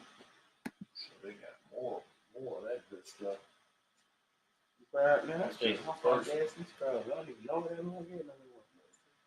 Yeah, like. All right, right here. It says, in fact, the issue we have been discussing here was the crux of the issue chosen by the lower priests when they stopped sacrifice on behalf of foreigners, including the emperor, and rejected their gifts in the temple. This rejection was contrary to the practice and point of view of the reigning Herodian high priests. The reigning Herodian high priests. Responsible for the death of people like James. Yeah, the Messiah's brother. Responsible for the death of people like James. The rejection of these gifts and sacrifices was the issue on which the lower priests, called by some Levites, chose to take their stand 3.5 years after the death of James. They banged out. See, so Jerusalem, y'all, was a powder keg. It was not like everybody just, you know, I just love you. And, you know what I mean? Y'all was a war zone. It was a war zone. You understand? And these men that we reading about, whether it's Simon, Peter, James, all of them followed Mashiach. They knew him. Brother James was his brother. You know what I mean? I think he left him in charge. Absolutely. James is the one that's in charge. All right. Now watch this. The carnage that ensued, including the butchering of most or almost all the high priests. Wow. And the burning of their palaces and those of the Herodians culminated in the election, as we have mentioned, of the simple stone cutter Phineas, as opposed to this, the highly Paulinized 1 Peter. However, retrospectively presents the following recommendation. For the sake of the Lord, accept the authority of every social institution, the emperor as the supreme authority, and the governors as commissioned by him to punish criminals and praise good behavior. God wants you to behave well, so fear God. Here is the God-fearing terminology, and honor the emperor, 2 and 13. Paul in Romans 13, 1-8, which uses the all righteousness and commandment of James, royal law, according to the scripture, to the same effect. At this time, right before the uprising, the lower priests or Levites won the right to wear the white linen of the high priest. Acts is very interested in the number of priests who are joining the new movement, as it appears in the preamble of the stoning of Stephen. And the word of the Most High increasing, the number of the disciples in Jerusalem multiplied exceedingly, and a great multitude of priests were obedient to the faith. Acts 6 and 7. In the same vein, later on, Acts 21 and 20 characterizes the majority of James's followers as zealots for the law. Zealots for the law, a priestly notation, as we have seen, going back both to Maccabean high priestly claims and the zeal of Phinehas, by virtue of which they were said to have won their high priestly office in perpetuity, meaning they got it forever. Yeah. To put this into a proper context, these same early church descriptions of James that we are considering here, as we have as well, not only insist that he wore the mitre of the high priest, but also that he wore white linen. It is difficult to escape the impression that all these matters are connected in some manner, and that the Qumran documents or the Dead Sea Scrolls, however one chooses to date them, are the key to unlocking these connections. We having a problem here. We cooking now. Noah's, they ain't lived in the same time, bro. But he's just saying Noah's and James's vegetarianism reevaluated. If y'all get some understanding, give me a Yahoo up in the chat. We ain't trying to lose nobody. How many years separated from each other? Like Noah and James? Oh man, you guess probably thousands. Y'all get some understanding, give us a Yahoo up in the chat. All praise and glory now to the Most High. All right. Now, where this is going is basically saying that the brothers, the whole Messianic movement was more revolutionary than what's put off today. You know, I mean, history paints it different. All right. We have now, Noah and James vegetarian reevaluated. We now have the wherewithal to explain both the vegetarianism ascribed to Judah Maccabee in 2nd Maccabees and James in these various early church accounts, and the sophisticated reversal in Paul. Judas or Judah Maccabee goes out into the wilderness with 9 other men and eats nothing but wild plants to avoid contracting defilement. Now, that's major. You know, I used to read over there, but I'm thinking that's because, you know, it was only pigs around. Because remember, the Greeks was in Jerusalem sacrificing swine, right? But that don't mean all the lamb and goats and that don't mean all that disappeared out of Israel. So it was all good for them to eat the flesh, even though the temple was under attack and the altar is profane. You understand? Then why they didn't just kill their flocks and eat? Exactly.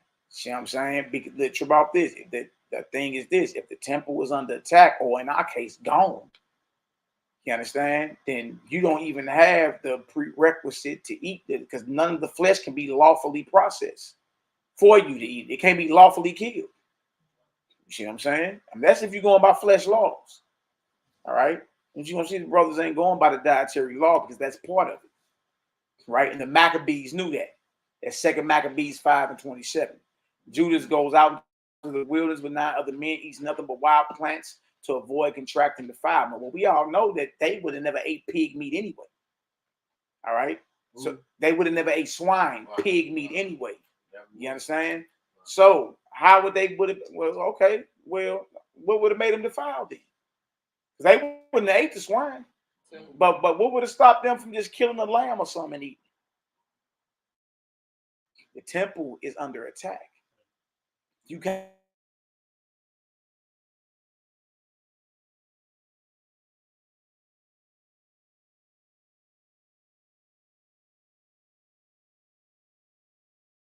You know what I mean? There ain't no righteous priest at the altar to perform the ritual that the Most High calls in his law.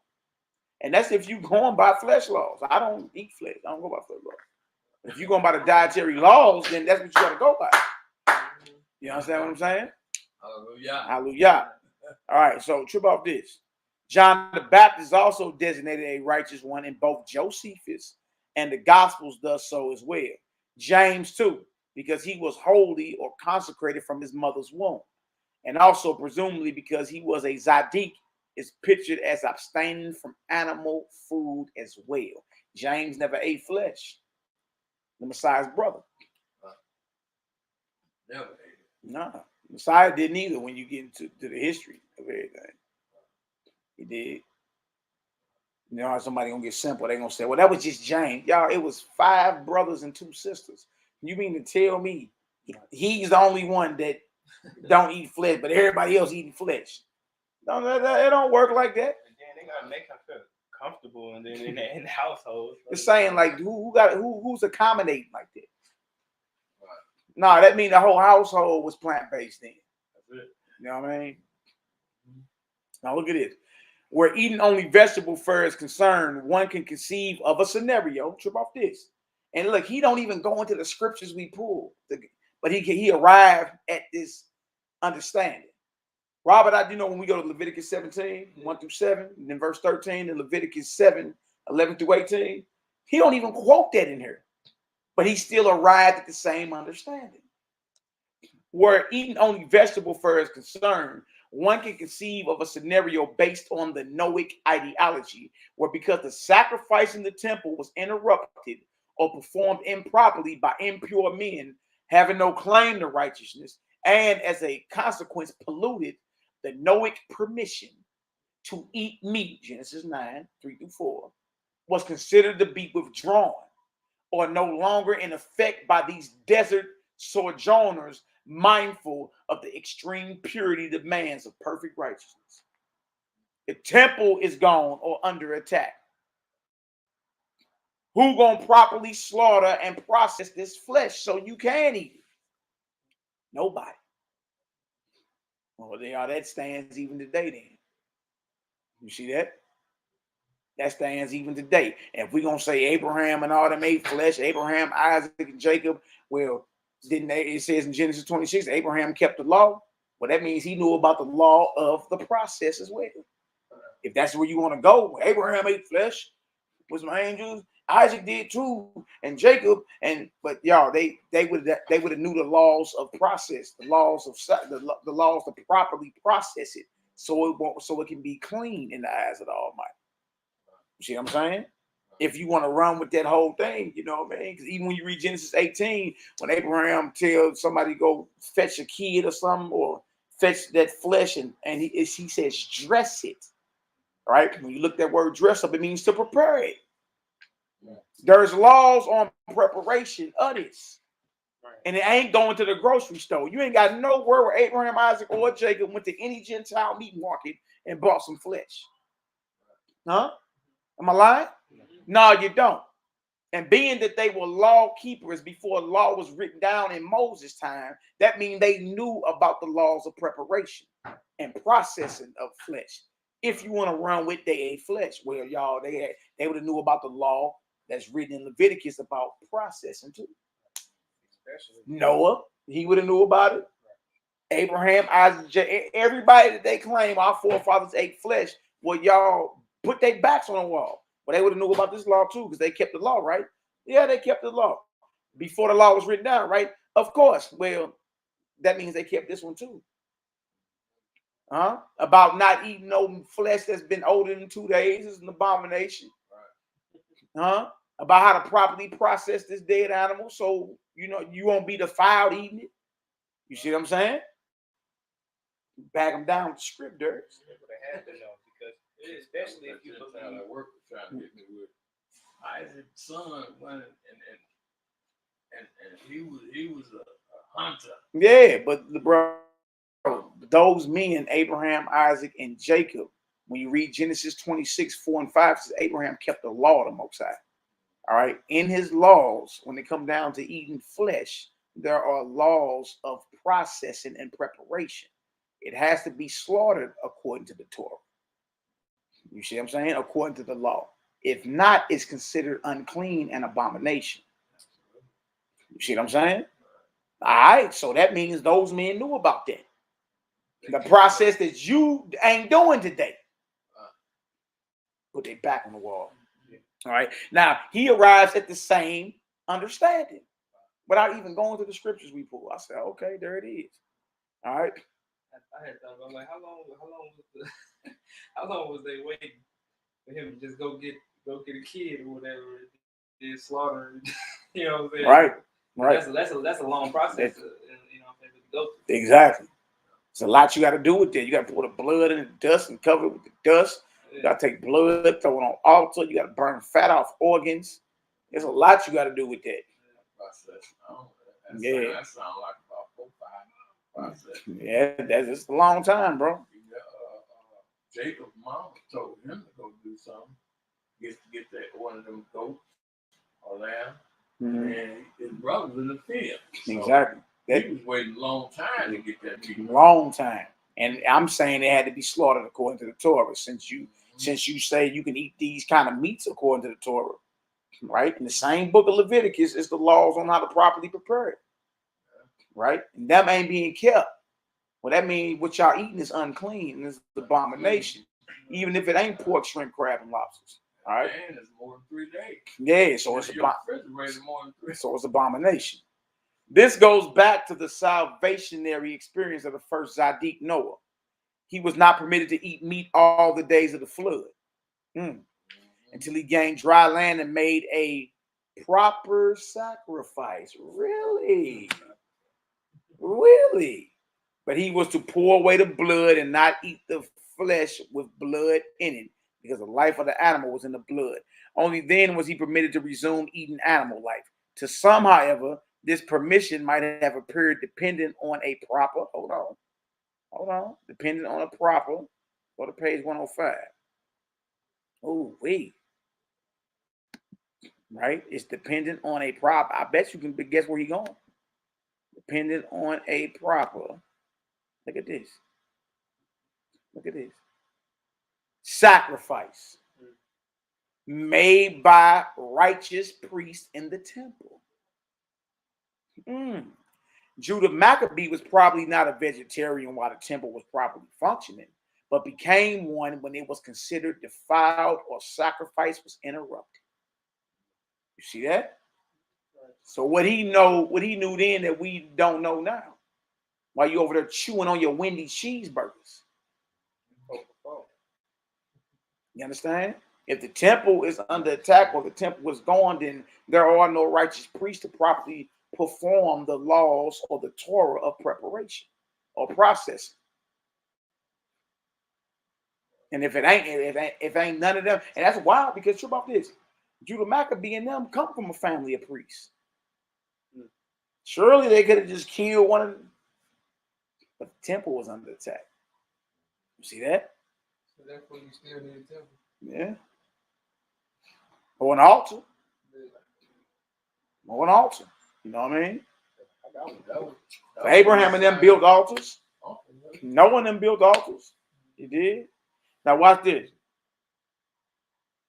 But became one when it was considered defiled or the sacrifice interrupted. Often James's vegetarianism and the peculiar dietary habits of many of these charismatic revolutionaries. Oh, what hell? These charismatic revolutionaries or innovators is taken for some kind of asceticism, right? Meaning you just abstain from it. You did. From what we are seeing here, this is not the case. It has to do with the demands of all righteousness and perfect holiness, just as those following the regime of righteousness towards one's fellow and perfecting the way, develop an extreme poverty regime, because to make economic distinctions between oneself and one's neighbor would not be righteous. So too, those following the extreme purity commandments have some question about the permissibility of eating meat. What he arrived at, and y'all, he ain't even not one time pulled up Leviticus 17 and Leviticus 7. But he still arrived at the conclusion that we arrived at. Now look at this. The last category of James's directives to overseas communities is pictured in the book of Acts is abstain from strangled things. The prohibition of James probably had to do with what in English goes by the name of carry-on, again, probably based on the Noahic covenant. Therefore, it would have been seen as applicable to all Noah's human descendants, and as in Hebrew law, generally probably included some sense of beast or fowl that died of themselves or as a result of disease. He calls them pseudo-Clementine, but Clementine homilies 7 and 8. Now look at this. Not only presents Peter as a daily bather and vegetarian like James, but teaching to abstain from the table of demons. Paul in 1 Corinthians 10:21. That is food sacrificed to idols, dead carcasses from animals which have been strangled or caught by beasts, and from blood. And yeah, of course. And from blood. From here on, so he look, he even understanding that the Clementine homilies, Peter is depicted as what? Plant-based. Just like James. All right. From her. No, somebody at the door. No, somebody at the door. Oh, okay. That's why James. From her, one may go to the Quran again, the heir to many of these traditions. The nerve in many of these traditions and formulations, as Muhammad succinctly puts it, abstain from swine flesh, blood, things immolated to an idol, and carry on. And it quotes the Quran. The swine flesh prohibition, of course, is normative in Hebrew dietary law. It was no doubt also understood in James's instructions to overseas. But the interesting things in Muhammad's presentation are that which is immolated to an idol, blood and carry on. The Noah covenant, the Balaam circumlocution, and the joiners at Qumran. All the things of these directives are connected in some way, as we have suggested with the Noah covenant, preserved in rabbinic literature. This covenant is usually presented as comprising a variety of moral and behavioral qualities, chief among which are the 3 commandments against idolatry, fornication, manslaughter, or murder. All of these are implied in one way or another too in the directives given by James to overseas communities, even in Acts, admittedly tendentious picture. We have been insisting all along that the one on food or things sacrificed to idol is just a variation of the one on idolatry generally. This is verified. This is verified for us in Paul's correspondence as well, tendentious as it may be. This is also certainly the thrust of the 3 nets of Belial allusion in the Damascus document, backed up in the presentation and revelation of what Balaam taught Balak by the way of deceiving Israel, that these so-called prophets are Gentiles, are Gentiles from areas on the other side of the Jordan in Syria, Perea, Moab, and Idumea is also interesting when it comes to considering Paul's claims as reported in Acts of being a teacher or prophet of some kind. In fact, Paul's claim to be of the tribe of Benjamin is also interesting on this account. Benjamin sometimes functions as a variation of the Belial, Balaam terminology. Bela in Old Testament genealogies, reliable or otherwise, is not only an Edomite king. Bela in Old Testament genealogies, reliable or otherwise, is not only an Edomite king, but the son of Beor, the same parentage ascribed to Balaam. He is also presented as Benjamin's firstborn son, Genesis 46 and 21, 1 Chronicles 7 and 6. Not only have we already noted a word or name identical to it in the temple scroll, in the Dead Sea Scroll, connected with classes of persons debarred from the temple on at least 4. Hold on, y'all. Let me get there.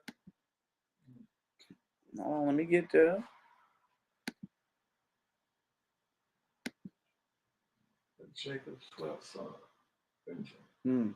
On these 4 different occasions, the epithet sons of Belial is applied in the Old Testament, specifically, check out this, y'all, to Benjamites. Judges 19 and 22, Judges 20 and 13. Now look at this. You see that? The sons of Belial is applied in Old Testament specifically to Benjamites. I think y'all know what that story is about. That story got real bloody, boy. In Judges 19:22 and Judges 20 and 13. Now watch this.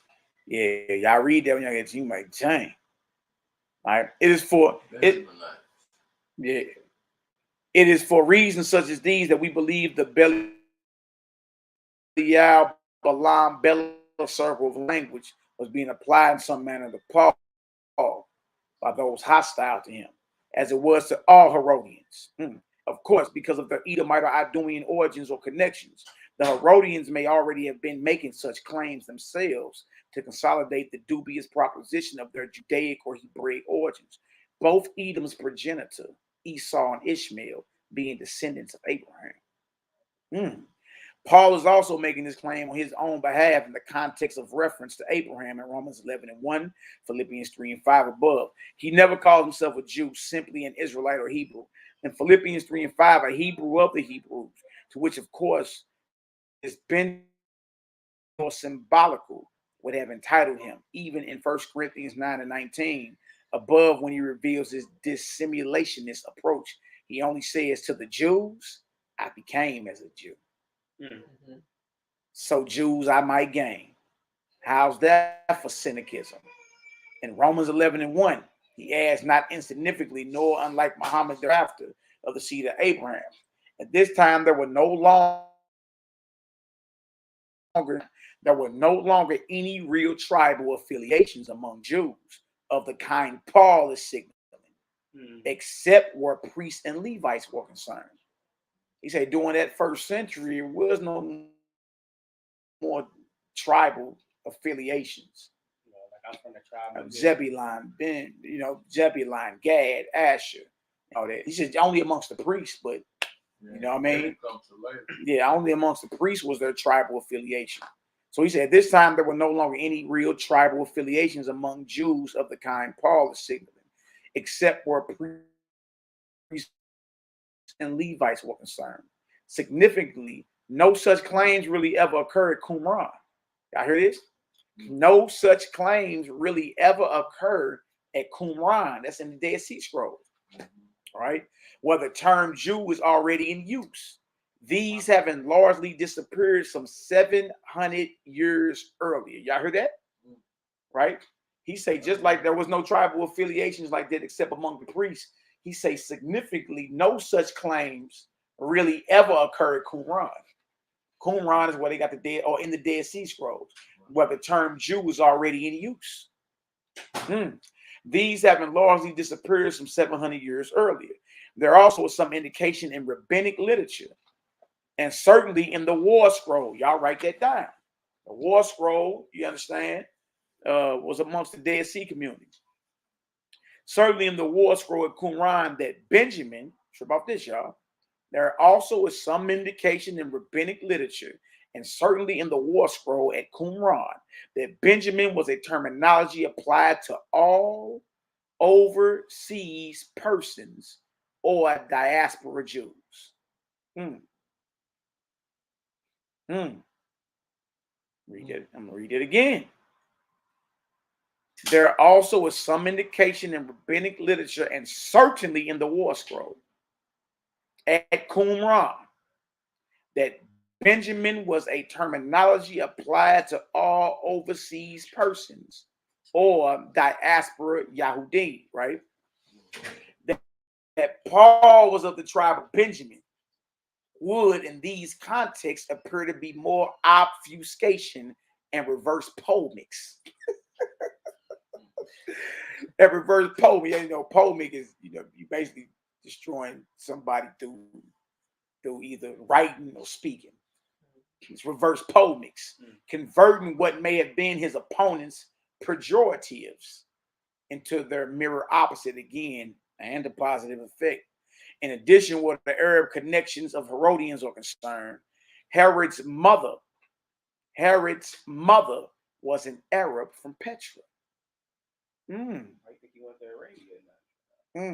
Herod's mother was an Arab from Petra, and his sister was originally married to Costobarus, the Idumean, whose progeny were systematically mixed into the Herodian line. In respect to their Arabness, Herodians too take on the appearance of precursors of Muhammad. Where Paul originally Saul is concerned, there is another reason. Benjamin specifically is evoked in this literature directed at relatively naive overseas Arabs. Conveniently, the archetypical Saul, David's predecessor as king, was of the tribe of Benjamin. Acts 13:21. Ipso facto, so too was his latter-day namesake, Paul. The applicability of James' ban on fornication, like that of Qumran, to this state of affairs is also self-evident. It goes far beyond the rather pro forma and superficial references to it in Paul's letters, though there is this more or less straightforward, overt sense to it. For instance, as we saw when the Messiah is presented sitting with tax collectors and sinners, or speaking positively about prostitutes. This is meant to counter-indicate just the kinds of injunctions one gets in James' directives and at Qumran. Stick with me for a second. To show that Jesus, or Yahshua, the loving and forgiving Messiah, did not judge persons of this genre, but even kept table fellowship and ate with them. Always an important thing, like meaning it's stressed in the Gospels. You know what I mean? He wasn't hard on the prostitutes and the tax collectors and the sinners. You know what I mean? And he's saying that the historical Messiah was. You see what I'm saying? Now watch this. Watch this. And that would make more sense because those are the people he came for. You know what I'm saying? The ones that was still in their sin. So what he was saying was that so when you be like, all right, well, the table fellowship and all that, and you got to be careful with all that because Messiah ate with so-and-so and so-and-so, right? But what we about to get into, he about to show we all been victims of some literary propaganda. You know what I mean? Now, watch this. This is the upshoot, too, of tablecloth vision vouchsafed to Peter in Acts. In which he learns not to make distinctions between holy and profane. Hold on, the Most High said make distinction between holy and profane. Right. Watch this. Just in time to inspect the household of the Roman centurion, Cornelius from Caesarea. Here Cornelius is described as a righteous one and a God-fearer, one born witness to by the whole nation of the Jews. Acts 10:22. 1 Peter 2:13. Much as Felix, merciless butcher of innumerable resistance leaders, is described later in Acts as having very accurate knowledge about the things of the way. Acts 24:22.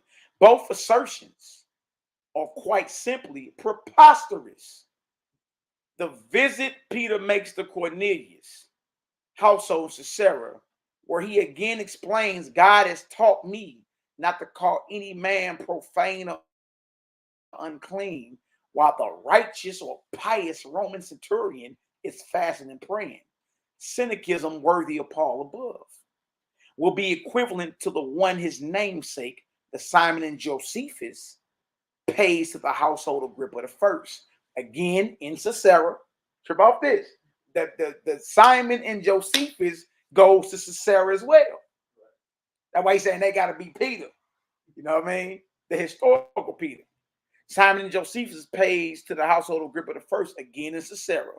In Acts version of these occurrences, not only does Peter assert that it is unlawful for a Hebrew man to keep company with one or come near one of, hold on. Y'all gonna see where I'm going with this in a minute. No, wait.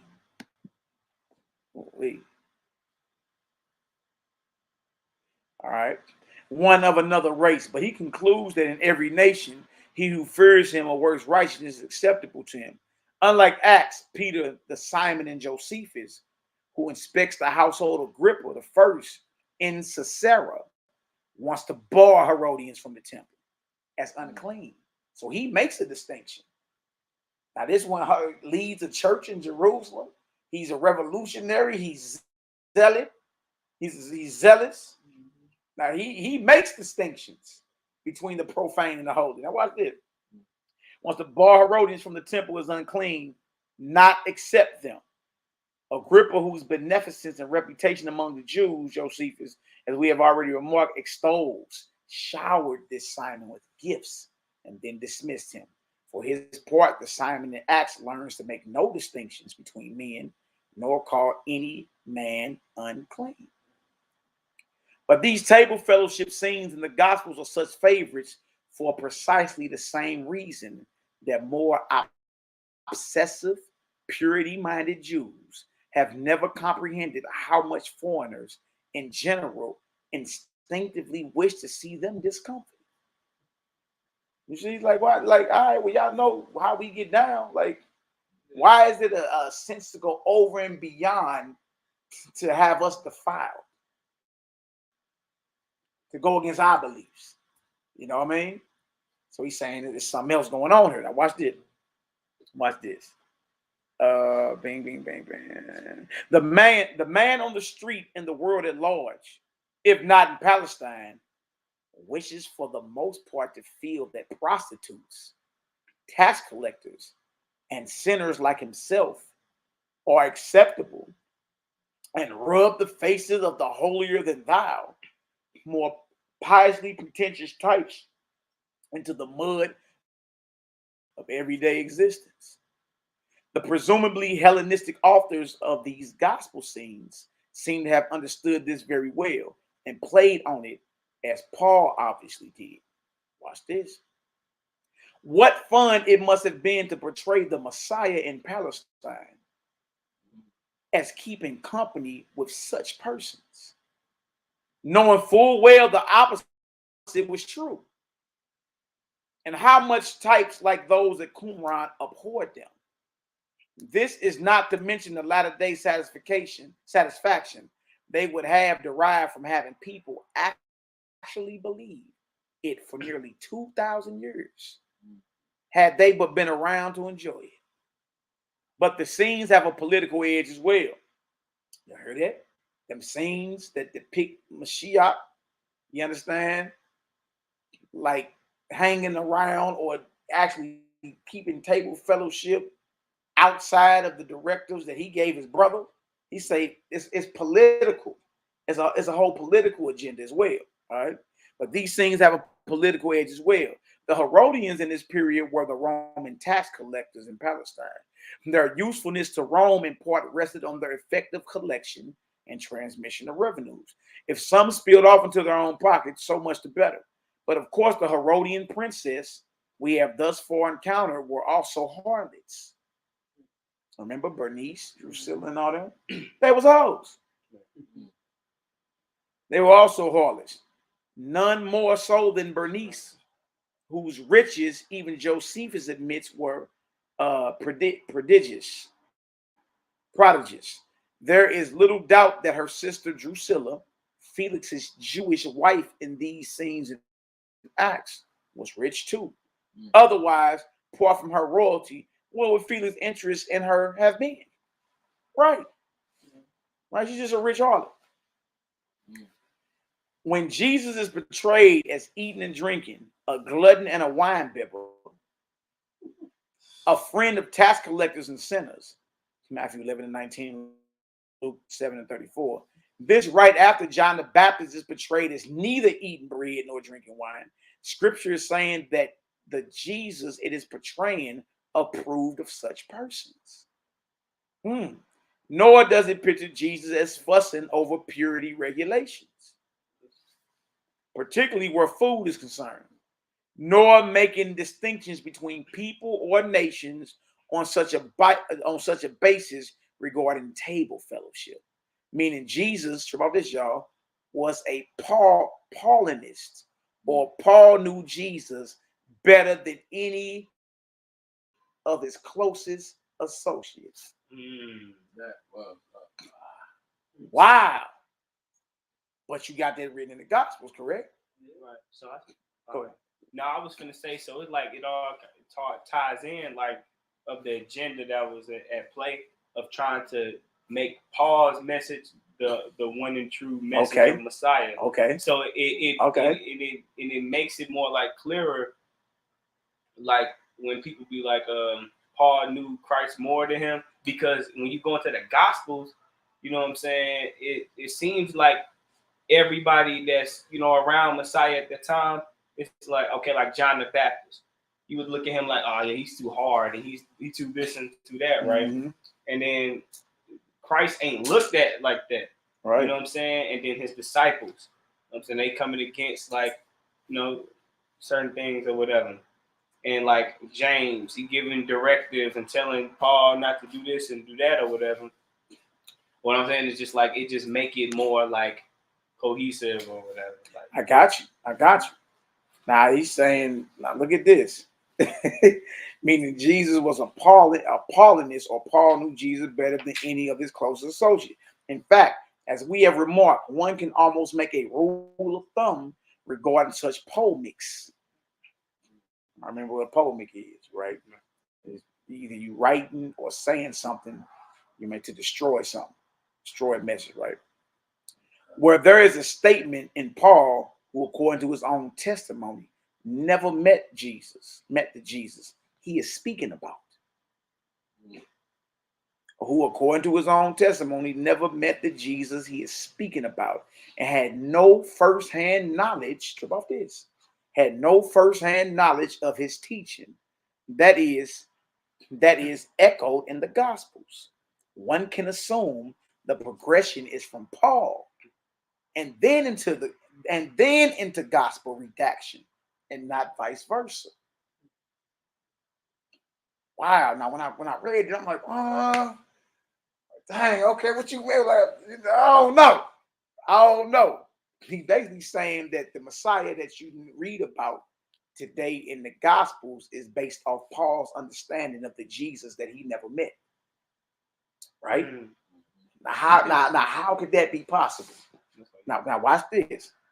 The unschooled person, innocent of such stratagems or strategy, and the power of literary or retrospective recreation normally reverses this. Meaning, you know what I mean, it's the Gospels, then it's Paul's letters. Because that's the order you got in the Bible, ain't it? Right? And he like, if you look a little deeper, it's Paul's letters than the Gospels. Right? Now, y'all watch this. We're going to come back to this. They kind of set the stage, and then they reversed it, because then it's like it set the stage for Paul to come in or whatever. Now watch this. I want to share something with y'all. I want to share something with y'all. Hold on.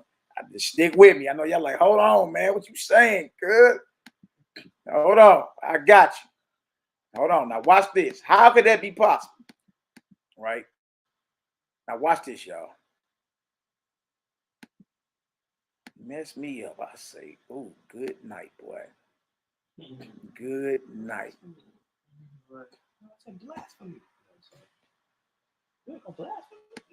Now watch this, y'all. I'm gonna share this with y'all. This right here is the Huff Post. Now look what this say on the screen. All right. Look at this. Dang. I was like, you know what? Let me do some digging. You dig?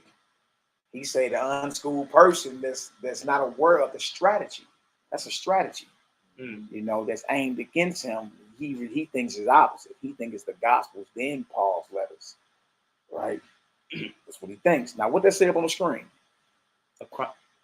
Chronological New Testament is different from and yet the same as the New Testament, familiar to Christians. It contains the same 27 documents, but sequences them in the chronological order in which they were written. Oh man, y'all dwell on that real quick. Let me go ahead and pay this water bill real quick. Hold on, trip out that. Now, who all knew that there was a chronological New Testament? Hmm? Yeah. Is the New Testament in chronological order that you right? Yeah. And then look, that makes sense. You know what I'm saying? That it would be like that, like I said, because it's going it set the stage for Paul to come in and say that, look, I know Christ more than y'all know him. You know what I'm saying? I know him more than y'all and everything, and make people believe that, because how they view Christ is based on Paul's perception of him. Yeah. And that I was thinking, like, dang, that's probably why you ain't got that many stories about Christ, like, and you keep breaking up through time. Like, he probably just heard from word of mouth different things that was, you know what I'm saying, that was told about him. Like, all right, he was born from the virgin birth, or he was born from Joseph, whatever, or that, you know what I'm saying, he was what he did when he was 12, and he probably just heard certain things from word of mouth or whatever, and really didn't know. So that's why you ain't got too many teachings in the gospel. You know what I'm saying? So Yeah, definitely. Yeah. Yeah. Yeah. I'm over trying to see if I can find one with it in there. With the order of it and everything. Yeah. Like, how would they organize it? You know what's crazy? A person in my an officer at my school came to me personally and talked to me about that. He was like, you know about the chronological order of the Bible? Right. You ever looked up that? He said the chronological order of the Bible. He was like, these things in the Old Testament or whatever ain't in chronological order. Like, really, like I was just saying how, like, a officer at my school, security guard at my school, pulled me to the side and asked me, "Have you seen the chronological order of the Bible, and how, like, the Old Testament or whatever is not in the, you know, it's not all the way aligned or whatever." Mm-hmm. And he was just showing me, well, this actually supposed to go here, and this book actually happened before this. Right. So again, it's the same 27 documents, right? But it's in different order. Now remember what he's saying. He's saying that the progression is Paul's letters, then the Gospels. The unschooled think, or the unlearned think, is the Gospels, then Paul's letters. That's because the order that, you know, the New Testament is in when we flip open and read it, correct? Right. All right. But what if it ain't the case? Okay. Well, let's get into it. All right. Okay. I'm gonna scroll on down the tapes. All right. It's a chronological New Testament is different from and yet the same as the New Testament familiar to Christians. It contains the same 27 documents, but sequences them in the chronological order in which they were written. See? Dang, so whose stuff was written first? Hold on. The familiar New Testament begins with the Gospels and concludes with Revelation for obvious reasons. Jesus is the central figure of Christianity, and so the New Testament begins with Matthew, Mark, Luke, and John. Revelation is about the last things and the second coming of Jesus, so it makes sense that it comes at the end. Revelation and the Gospels function as bookends for the New Testament. Everything else comes between. Acts, 13 letters attributed to Paul, and 8 attributed to other early Christian figures. That's the familiar New Testament, right? A chronological New Testament sequences the documents very differently. Its order is based on contemporary mainstream biblical scholarship. So it ain't MALAKIMAC be making none of this up, dog. You know what I mean? This is look. I'll post it in the chat. Hold on. So, let me get that out. You found it? Yeah, don't take it. Look, it don't take long. I just looked up chronological order. Yeah, pop right on up, don't it? So I ain't making this stuff up, Hebrew. Dang. Hold on. Let me get y'all together real quick. Wow. All right, it's in the chat.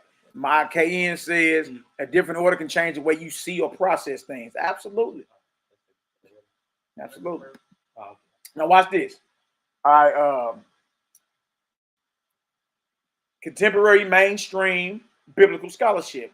Though there is uncertainty about dating some of the documents, but there is a scholarly consensus about the basic framework. It begins the chronological order of the New Testament. It begins with 7 letters attributed to Paul. Meaning Paul's letters were written before the Gospels. Oh, wait. Huh? So when Robert Eisman say, you know what I mean, like the progression is Paul's letters, then the Gospels. You dig? He wasn't lying. Because Paul's letters were written before any of the Gospels.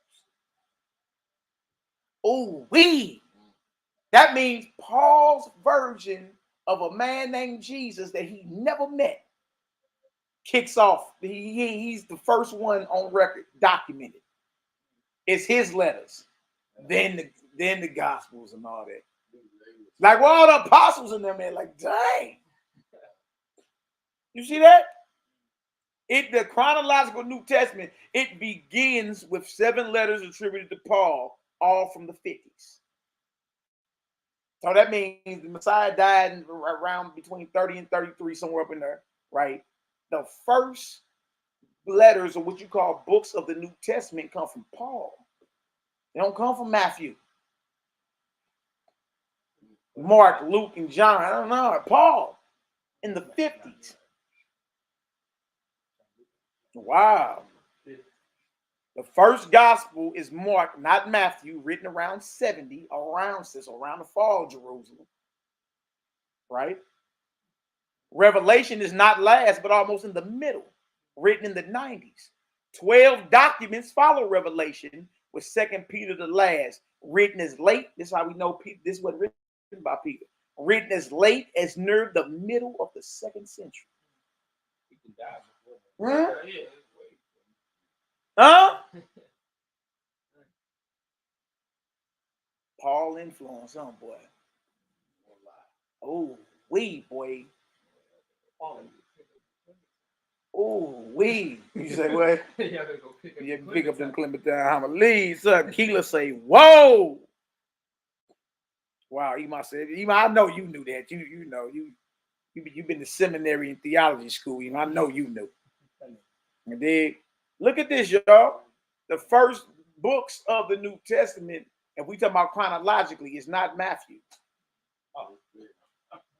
It starts off with 7 letters of Paul written in the 50s. Wow. A chronological New Testament is not only about sequence, but also about chronological context, the context and time, the historical context in which each document was written. Words have their meanings within their temporal context in the New Testament and the Bible as a whole. Seeing and reading the New Testament in chronological sequence matters for historical reasons. It illuminates Christian origins. Much becomes apparent. Beginning with 7 of Paul's letters illustrates that there were vibrant Christian communities spread throughout the Roman Empire before there were written gospels. His letters provide a window into the life of very early Christian communities. Now remember, his letters is all based off the man Jesus that he never met. And his letters and his teachings in many ways are against the disciples that met Messiah.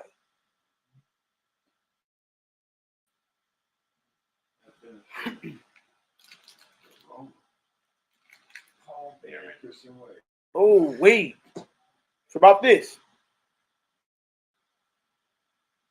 Placing the Gospels after Paul makes it clear that as written documents, they are not the source of early Christianity. Huh? You hear that? Placing the Gospels after Paul makes it clear that as written documents, they are not the source of early Christianity, but its product. Its product. You would have had to say it started with Paul. So it started with Paul then. Paul's version of who the Messiah is, which differs from the apostles.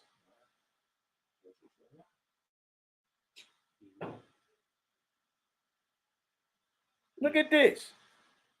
Placed in the Gospels, after Paul makes it clear that as written documents, they are not the source of early Christianity, but its product. The gospel, the good news and about Jesus existed before the Gospels. They are the products of early Christian communities several decades after Jesus's historical life, and tells us how those communities saw his significance in their historical context. Reading the Gospels in chronological order, beginning with Mark, demonstrates that early Christian understandings of Jesus and his significance developed as Matthew and Luke used Mark as a source. They not only added to Mark, but often modified Mark. Oh, things been added to and modified, huh? Meaning changed. And y'all go ready to hang us off the Gateway Arch for telling y'all, like, this ain't our information. Y'all ready to hang us off the Gateway Arch, whatever. Leading the people astray. Man, look, we just put, look, this information been out there. Seeing John separated from the other gospels and relatively late in the New Testament makes it clear how different his gospel is. Inconsistently metaphorical and symbolic language, it is primarily witness or testimony to what Jesus had become in the life and thought of John's community. Realizing that many of the documents are from the, what about this? Realizing that many of the documents are from the late 1st and early 2nd centuries. Y'all, that means it wasn't even, many of them weren't even written by the apostles. Dang, because they was dead by then. Allow us to glimpse developments in early Christianity in its 3rd and 4th generations. In general, they reflect a trajectory that moves from the radicalism of Jesus and Paul to increasing accommodation of the cultural conventions of the time. We compromising them. Awareness of the above matters not just for historical reasons, but also for Christian reasons. American Christianity today is deeply divided.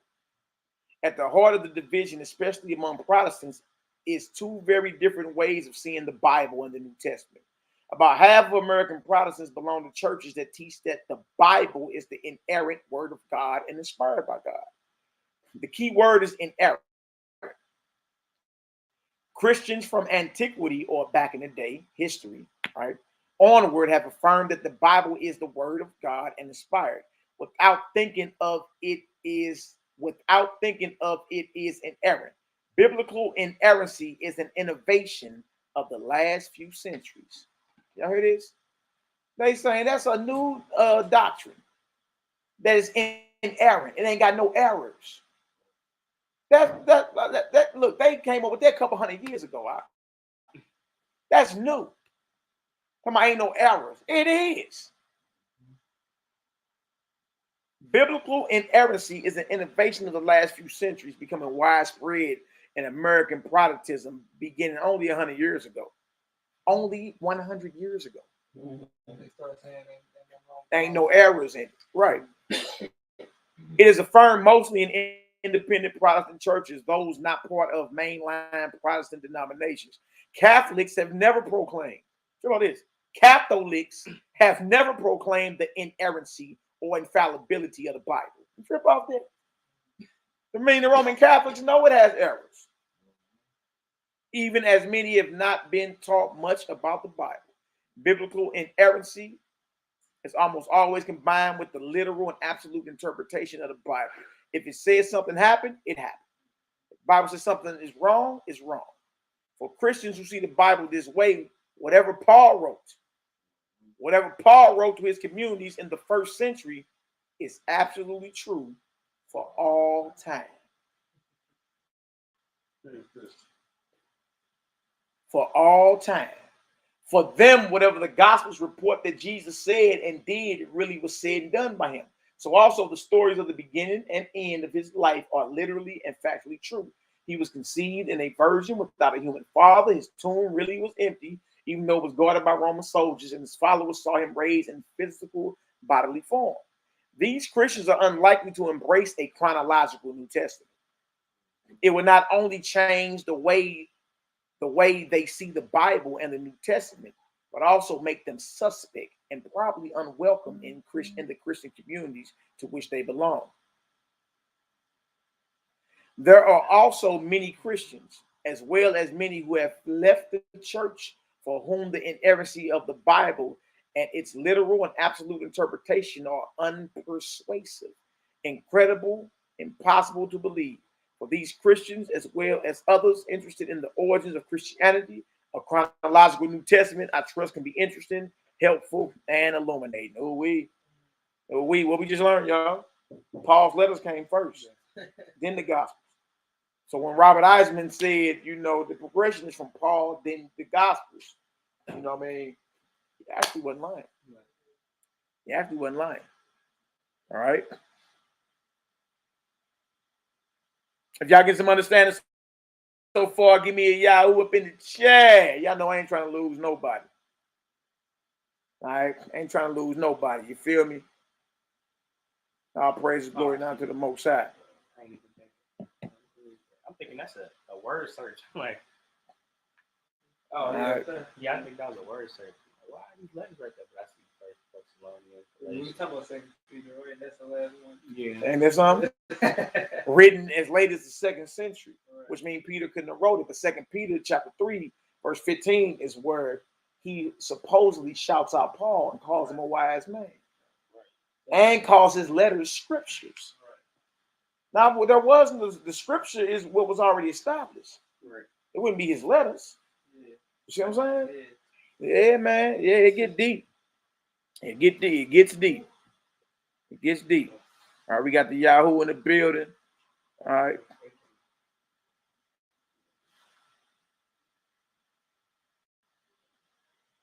I hear you, Caleb. For sure. Okay, I got something else I want to show y'all. You know, we got to bring a second witness to the table, correct? We got to bring a second witness to the table. Hold on. Let me eggs out some of this stuff.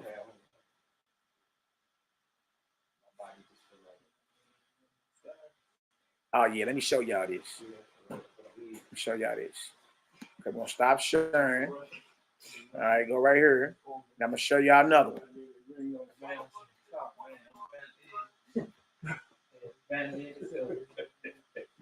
Hold on one second. All right. Let me share the screen. Share. Okay. Thing. I think it's this one right here.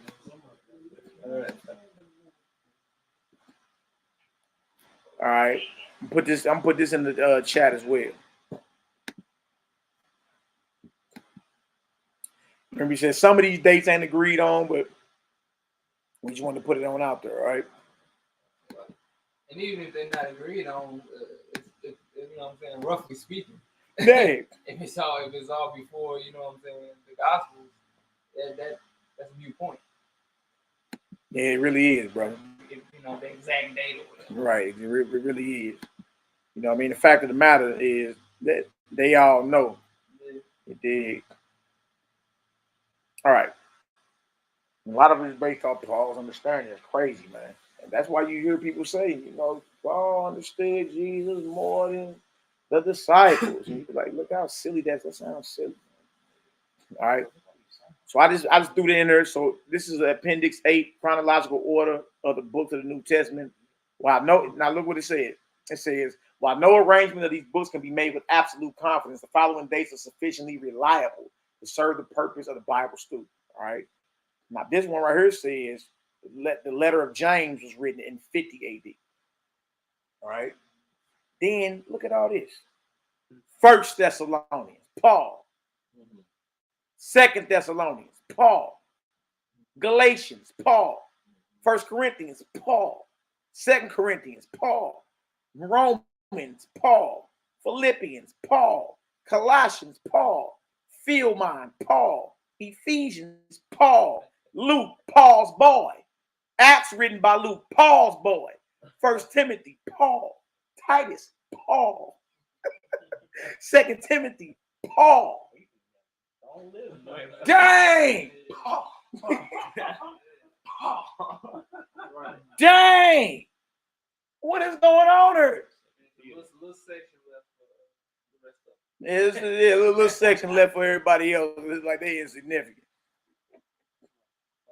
Look at all this. Outside of James, you got all these other ones. Outside of James, you got all these other ones. Paul or his affiliates. Look at that. you 1, 2, 3, 4, 5, 6, 7, 8, 9, 10, 11, 12, 13, 14, 15. Oh, wait. All the way down to Hebrew. Dang. So y'all see that? All that deal kicked off Paul. That's crazy. You know what I mean? Then you get to Mark, 66 AD. Matthew, 67 AD. Hebrews, 67. 1 Peter, 67 through 68. This one says 2 Peter was written around 68. You know what I mean? But they've been arguing over there for 1,800 years that actually 2 Peter was not written by Peter. If y'all look any old videos that we had, we show it. All right. All right. Jude, 68. Apocalypse, meaning Revelation, 68. All right. The Gospel of John in 85. And Epistles of John, 90 through 95 AD. So you wrote them at the same time that I thought Revelation was wrote at that time. You feel me? I mean, you know, you get some certain dates they don't agree upon.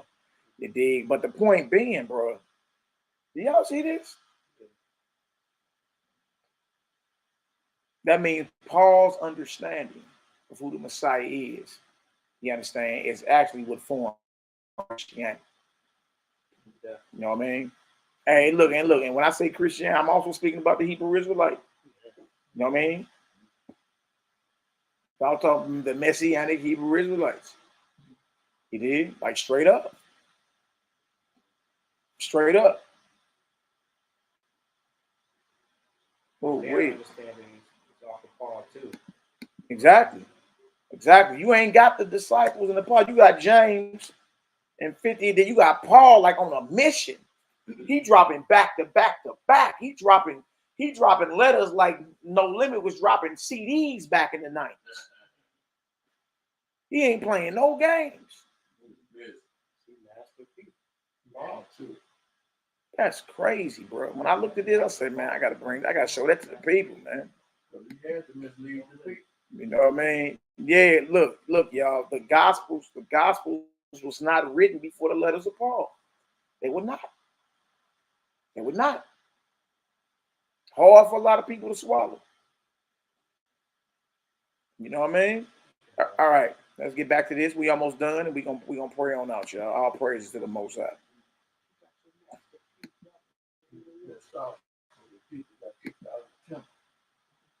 You say what? What else?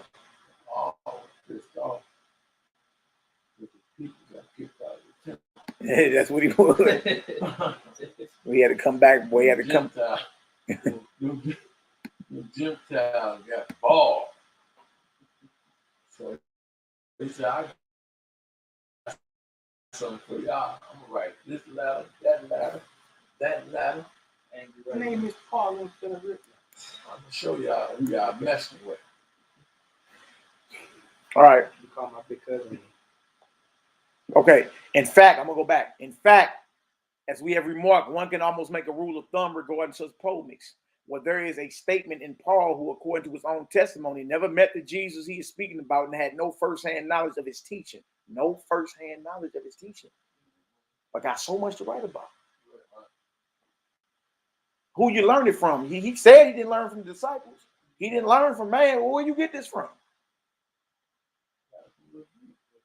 Oh, wait. Who, according to his own testimony, never met the Jesus he's speaking about and had no firsthand knowledge of his teaching that is echoed in the Gospels. One can assume the progression is from Paul and then into gospel redaction. I mean, editing, y'all, and not vice versa. Now, that ain't hard to see now that we just pulled up the chron. They have a chronological New Testament. And Paul's letters were all written before a gospel that you have in your Bible was written. Did we just prove that? Yeah. We ain't making that up. The unschooled person innocent of such stratagems and the power of literary or retrospective recreation normally reverses this. Absolutely. Because the first book in your New Testament is Matthew. Correct? We have already seen one important such speech above where Jesus is portrayed as saying, not that which enters the mouth makes a man polluted, but that which goes forth out of the mouth, this pollutes a man. Matthew 15:11, Mark 7:15. You know, we go into Matthew, as you keep reading, he's talking about eating with unclean or unwashed hands. We understand that, right? But we can't act like the pig meat eating preacher don't go there and say, you know what I mean? I can eat pig meat, I can eat shrimp, crab, lobsters, because it don't defile me. Don't they go to, they use that. Just like what Paul say, whatever sold in the shambles, you can eat that. But that, what was written, or when Paul wrote, whatsoever sold in the shambles, eat and don't ask no questions for conscience sake, that was written before this Matthew account, which says, Messiah said that whatever goes in your mouth don't pollute you, but it's what comes forth. And of course, you want to be operating in wicked thoughts and all that, understand? Because that will defile you, you understand? But again, the agenda here is to destroy what the Nazarenes believe and teach about table fellowship and eating flesh, specifically flesh offered to idols. That's the whole mission here. You know what I mean? Now watch this. In response to questioning Jesus, is portrayed as being so agitated that he lists most of the Noahic prohibitions, that is evil inclination, murder, adultery, fornication, theft, lying, blasphemy, covetousness, etc. Matthew 15:19, Mark 7:22. And then adding how that which goes into the mouth goes into the belly and is cast out the toilet. And is cast out the toilet bowl. The gospel redactor, the gospel editor, however, grows so effusive on this score that he ends up having Jesus conclude, these are the things which pollute a man, but eating with unwashed hands does not make. Remember, he called the gospel writers earlier Hellenistic. So when you start getting into it, you be like, dang, they ain't even right there. It's crazy, bro. You mean tell me it was written by the same audience that Paul was in league with? Wow. Make a man unclean, Matthew 15:20, and pause. Because of an ancient artificer's antinomian bias, poor Jesus is pictured as gainsaying has become for modern hygiene a fundamental rule, setting aside for the moment the issue of whether the law is relevant or not. To consider material of this kind either the word of God or a revelation of the Holy Spirit is simply absurd. Rather, it is more edifying to regard it as the mischievousness of malevolent polemical interchange. Remember what polemics are? You understand? To say something or write something down to destroy the message of someone. He's saying that's what it is. He was like, you understand? This is literary war. This is literary propaganda aimed at the masses. And it's been running on automatic for 2,000 years. You dig? And no, I ain't telling you don't read the Bible or don't read the New Testament. There's plenty of righteous nuggets you can get. You understand? But if it don't apply, you feel me? If it goes against the eternal character of the Almighty, meaning he don't change. Most High always said he had a problem with us for not separating holy from profane. Whether that was food or whether that was people. He always had a problem with us. You dig? So if we read something that goes against that, then you got to bring that into question. Hold on. That makes sense. You know what I mean? Now watch this. Since the meaning of the Greek term strangled things can also be looked upon as having to do with homicide. Homicide. I mean, you killed that animal. Homicide, and since the priestly author of this aspect of the Noah narrative does consider the taking of animal life to be a form of homicide, when we have in James's directives to overseas communities, even as refracted in Acts, a reflection of 3 of the principal Noahic prescriptions: idolatry, manslaughter, and fornication. If the episode as Acts records it, or something somewhat approximating it, is true, then it should not be surprising that the Tzaddik James applied the terms of the Noahic covenant to the salvationary status, look at this, of persons who had not yet come into the Mosaic covenant. Salvation. You know what I mean? Often such persons are referred to as God-fearers. A God-fearer would appear to be someone who has attached himself to the Israelite community or synagogue, but has not yet come in completely. all right, or taking the whole of the Mosaic law upon himself. We can detect such a status. We can detect such a status in the usage ger nelve, resident alien, or the allied terminology nilvim or joiners evoked in the Damascus documents eschatological exposition of the Zadokite covenant. Eschatology means the study of end times. Of the Zadokite covenant from Ezekiel. In the book of Esther, the term joiner specifically denotes non-Jews attaching themselves to the Hebrew community in some kind of associated status. In important context in the Damascus document, Dead Sea Scrolls, for instance, the one referring to seeing salvation and the temple scroll on barring classes of unclean persons from the temple noted above, there is conspicuous reference to this idea of fearing God as well, that in these directives depicted in Acts, James would apply the categories of the Noahic covenant to the salvationary state of such God-fearers or Gentiles. All right? Or Nilvain is not only not surprising, but eminently reasonable. All right? That's what it is right there for the day, y'all. You know, we'll come back and dive some more on in. You dig? But you know how we, back again. We got to put the back on the wall, Darius. You already know. Y'all talk to me though, man. What y'all feeling, man? Talk to me. Talk to me. There's definitely a lot to think about. You know what I mean? But what stood out to me was when Robert Eisman made that and said the progression is Paul's letters in the Gospels. When I actually looked it up, it blew my mind. I said, oh, okay. His letters were actually written before any gospel was ever written. A chronological New Testament, you know what I mean? Like real talk, bro. Real talk. He was throwing blows on Big Dog. All praise and glory now to the Most High. What Nehemiah at, man? I don't know if he been back there listening or whatever. That we was able to cipher through this and see they're giving us some revelation on how Paul was trying to demonstrate and change the word.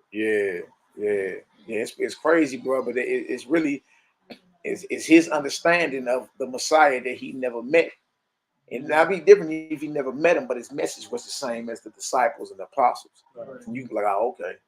Like him come with a whole different message opposite of what the Messiah taught them. You know what I mean? Or total opposite of what his brother was teaching and all that. And then who was an apostle who had fiery tongues put on him. Bro, you got to question all this. Certain things you got to question. And look, that don't mean, you understand? That don't mean that you can't read some out of Paul's letters that, you know, is a righteous nugget. Like, you need to know about operating in the fruits of the spirit. You need to know about spiritual warfare in high places. You need to know, let him that stole steal no more, but work with his own hands. You know what I mean? So I ain't never saying there ain't nothing you can't get up out of it. You understand? But there are things that he teaches that's complete opposite of what the apostles are teaching. You know what I mean? And that got to get called into question. You feel me? So, I mean, whatever you read out of the Bible or any book, like if you can't take it and apply it to your life, then what is you doing? You just read? You know what I mean? You should be able to pull these righteous nuggets of jewels out of whatever you taking in and affect righteous change within you and those around you. You know what I mean? Make sense? Yeah. Go ahead. I know you got something to say. I was saying, like, even when it comes to the letters, when, like, say, like in Galatians, right? In Galatians 5, when he said, don't be under bondage to no man, like, you could take that in the context. We know what he was saying and who he was talking about. But if you wasn't even tripping off the context and you just saw that, let myself don't be no bondage. Don't be under bondage to any man. That's not something that's wrong. You know what I'm saying? To say, like, don't be under bondage to no type of man or under slavery to no man. You could think of that like, don't be a slave to no man's thoughts, or don't be a slave to, you know what I'm saying? That's the same man that says, get another man's weapon. True. But I'm saying, like, if you just take that, like, besides, he's double-minded. That's yeah, what James is telling you. He's a double-minded man. Most definitely. Hey, Nate. Yeah. Hey, let me holler at you real quick. Go ahead, bro. You saying what? I'm saying that's for a reason. Of course, you can pull righteous nuggets from it, like you said before, because at the end of the day, if you couldn't, you know what I'm saying, if you couldn't, it wouldn't fool nobody. You know what I'm saying? I mean, that's what Satan do anyway. Like you got to mix the lies in. Same.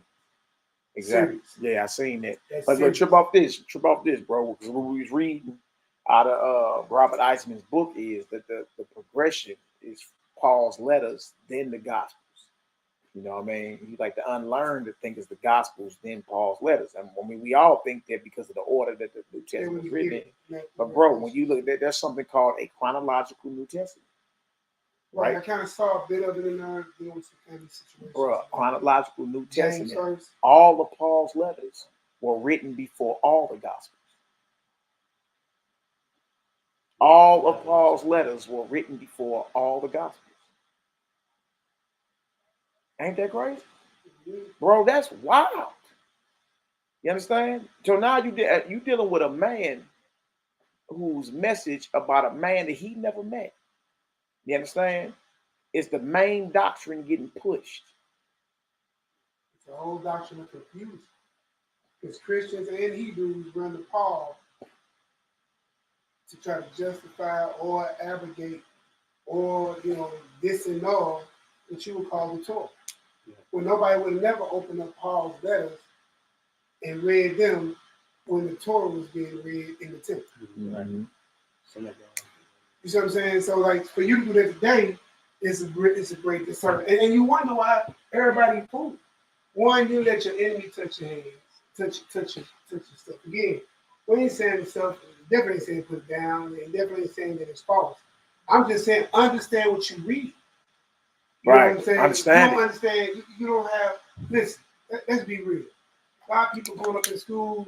You get to a level in school, you start getting to get judged by not just being able to read, but reading what comprehension. And that's when you notice people will set apart. Mm-hmm. Can you grab what you read?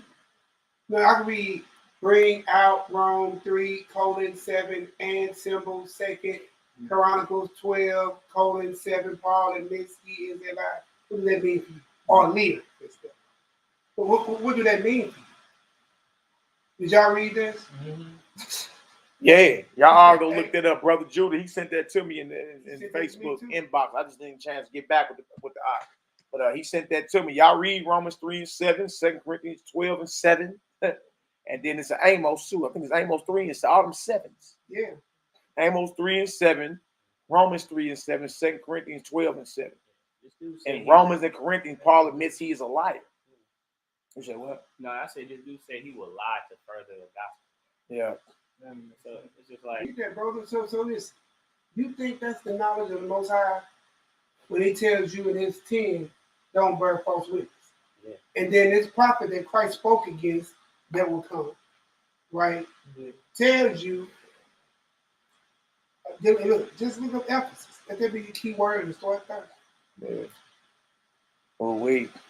What you got, brother? Bring it on. Okay. Why did it bring it out, bro? Romans 3:7. It says, "For if the truth of God has more abounded through my lie unto his glory." What else called it? What else called? Look at what else on that. Boy, that boy had that old man on it. That don't even match up like a true. Bro, listen to that. For if the truth of Yah has more abound through my lie unto his glory, why yet am I judged as a sinner? Because you lied. Exactly. You know he didn't answer his own question. No, but what he's trying to do, he's trying to get simple. All right, what's the next? Pull the next one up. 2 Corinthians 12:7.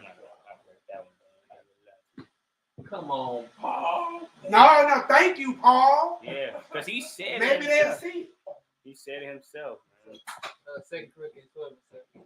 Unless I should be exalted above measure through the abundance of the revelations, there was given to me a thorn in the flesh, The messenger of Satan. The messenger of who? The messenger of Satan. The messenger of who? The messenger of Satan. Read that slow so we can understand who is this messenger of Satan. Messenger of Satan. Unless, Boy, got a demon on.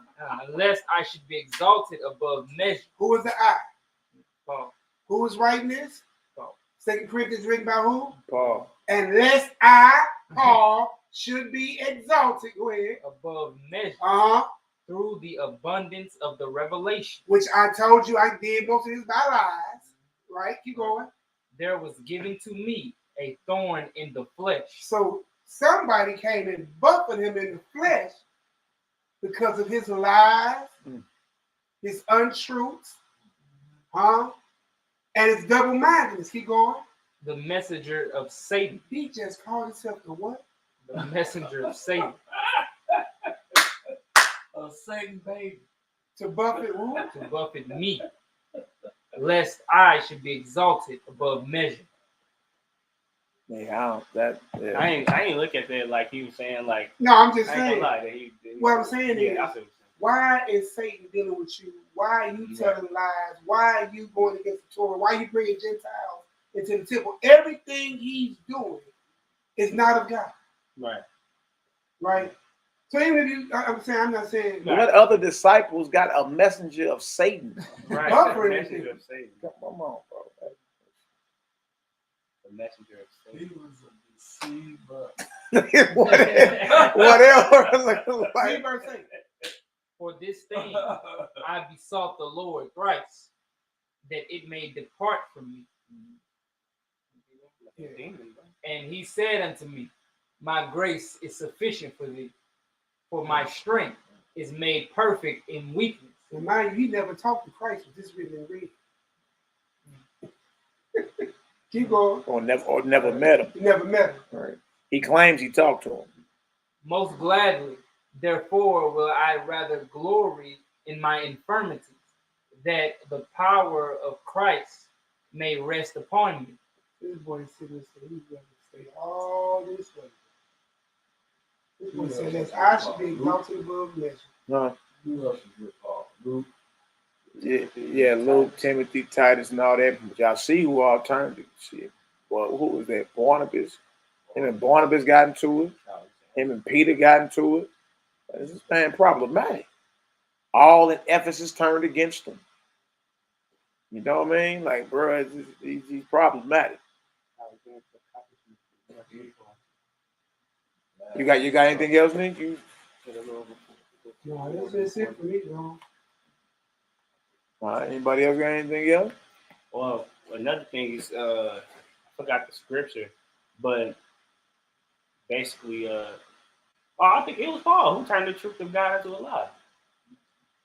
And then we further it on, he's talking about the apostles and all that.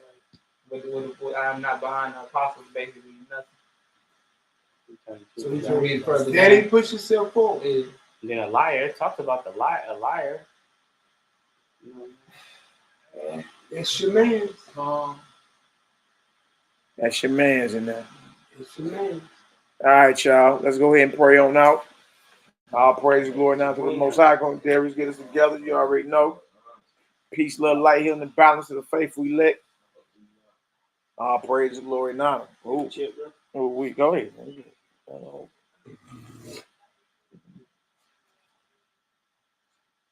Right. Dorf Sidious. Who is this? Dorf the Sidious. Paul was in line when he said he hates the law. No, he wouldn't. Yeah, you tell me the cats to get their whole privy members cut off. You know what I mean? Yeah, I know that. All right, come on, let's get it done, big dog. The other book is Paul the Straw. That's crazy. Man, what's the deal, baby? No. Man. All right, y'all, let's get it done. All praises, glory, honor. Hallelujah. To the Most High. Hallelujah. Let's get it done. May the Most High have mercy. Mercy on us all. Most High have mercy on us all. All praise, glory, and honor. Mercy, Father.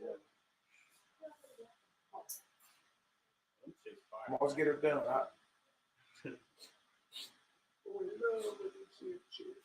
Yahweh, I have found myself.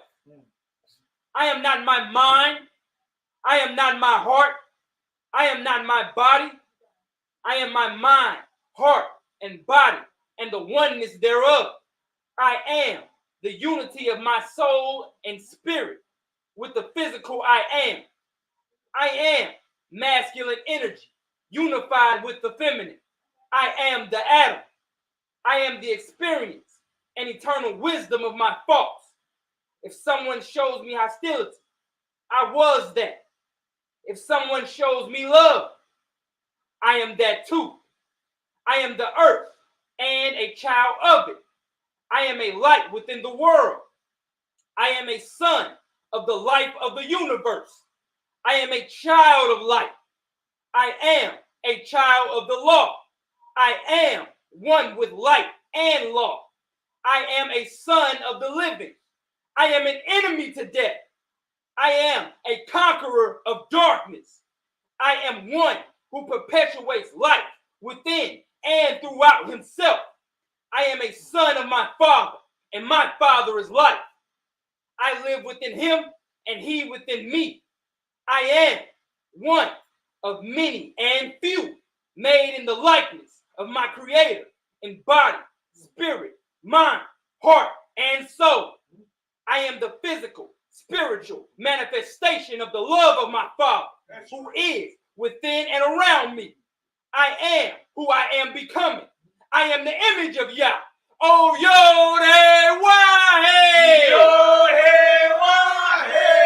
Yahweh, I am your thoughts. I am your speech. I am your presence and life put into this earthly vessel, that through me and through those of one and like mind, you can be shown to your entire creation, that they may see who is their maker, who shows love and mercy to all that do his will and do not choose the will of darkness to their own demise. For without is darkness. Selah. Selah. The one and true Elohim, God of all things now and present within his law. For without is darkness. Selah. Selah. Praise be to thee, the light, the law, the life, the love of this universe, the heavens and the earth. Praise be to thee, O YHWH'S. Forever and ever. And in the name of Yahushua HaMashiach, the light of the world, we say now, we are the embodiment. We are the embodiment and image of that light. And every step we take, and every move we make will be the declaration of war on the kingdom of darkness. That our words will be as swords to their throats. Our thoughts will be as, and our thoughts and our prayers will be as thousands and thousands of arrows raining down upon the unsuspecting enemy. And in the name of our King, Yahushua HaMashiach, and by the power of our Elohim, Yahweh, say it with me. We are the image of Yah. We are the image of Yah. We are the image of Yah. We are the image of Yah. We are the image of Yah. We are the image of Yah. We are the image of Yah. We are the image of Yah. And the destruction. And the destruction. To the image of Satan. To the image of Satan. Hallelujah. Hallelujah. Hallelujah. Hallelujah. Hallelujah. Hallelujah. Hallelujah. Hallelujah. Hallelujah. Hallelujah. Hallelujah. Hallelujah. Praise the mighty Yah. Real thing is.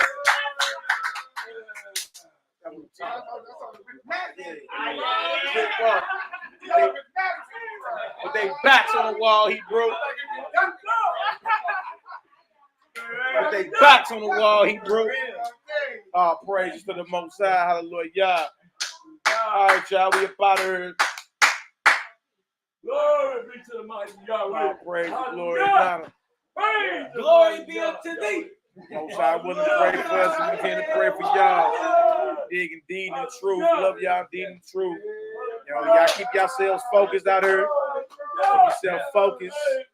Watch your surroundings. And stay prayed up. All right. Love y'all indeed and truth. We about here. Till the next time, y'all.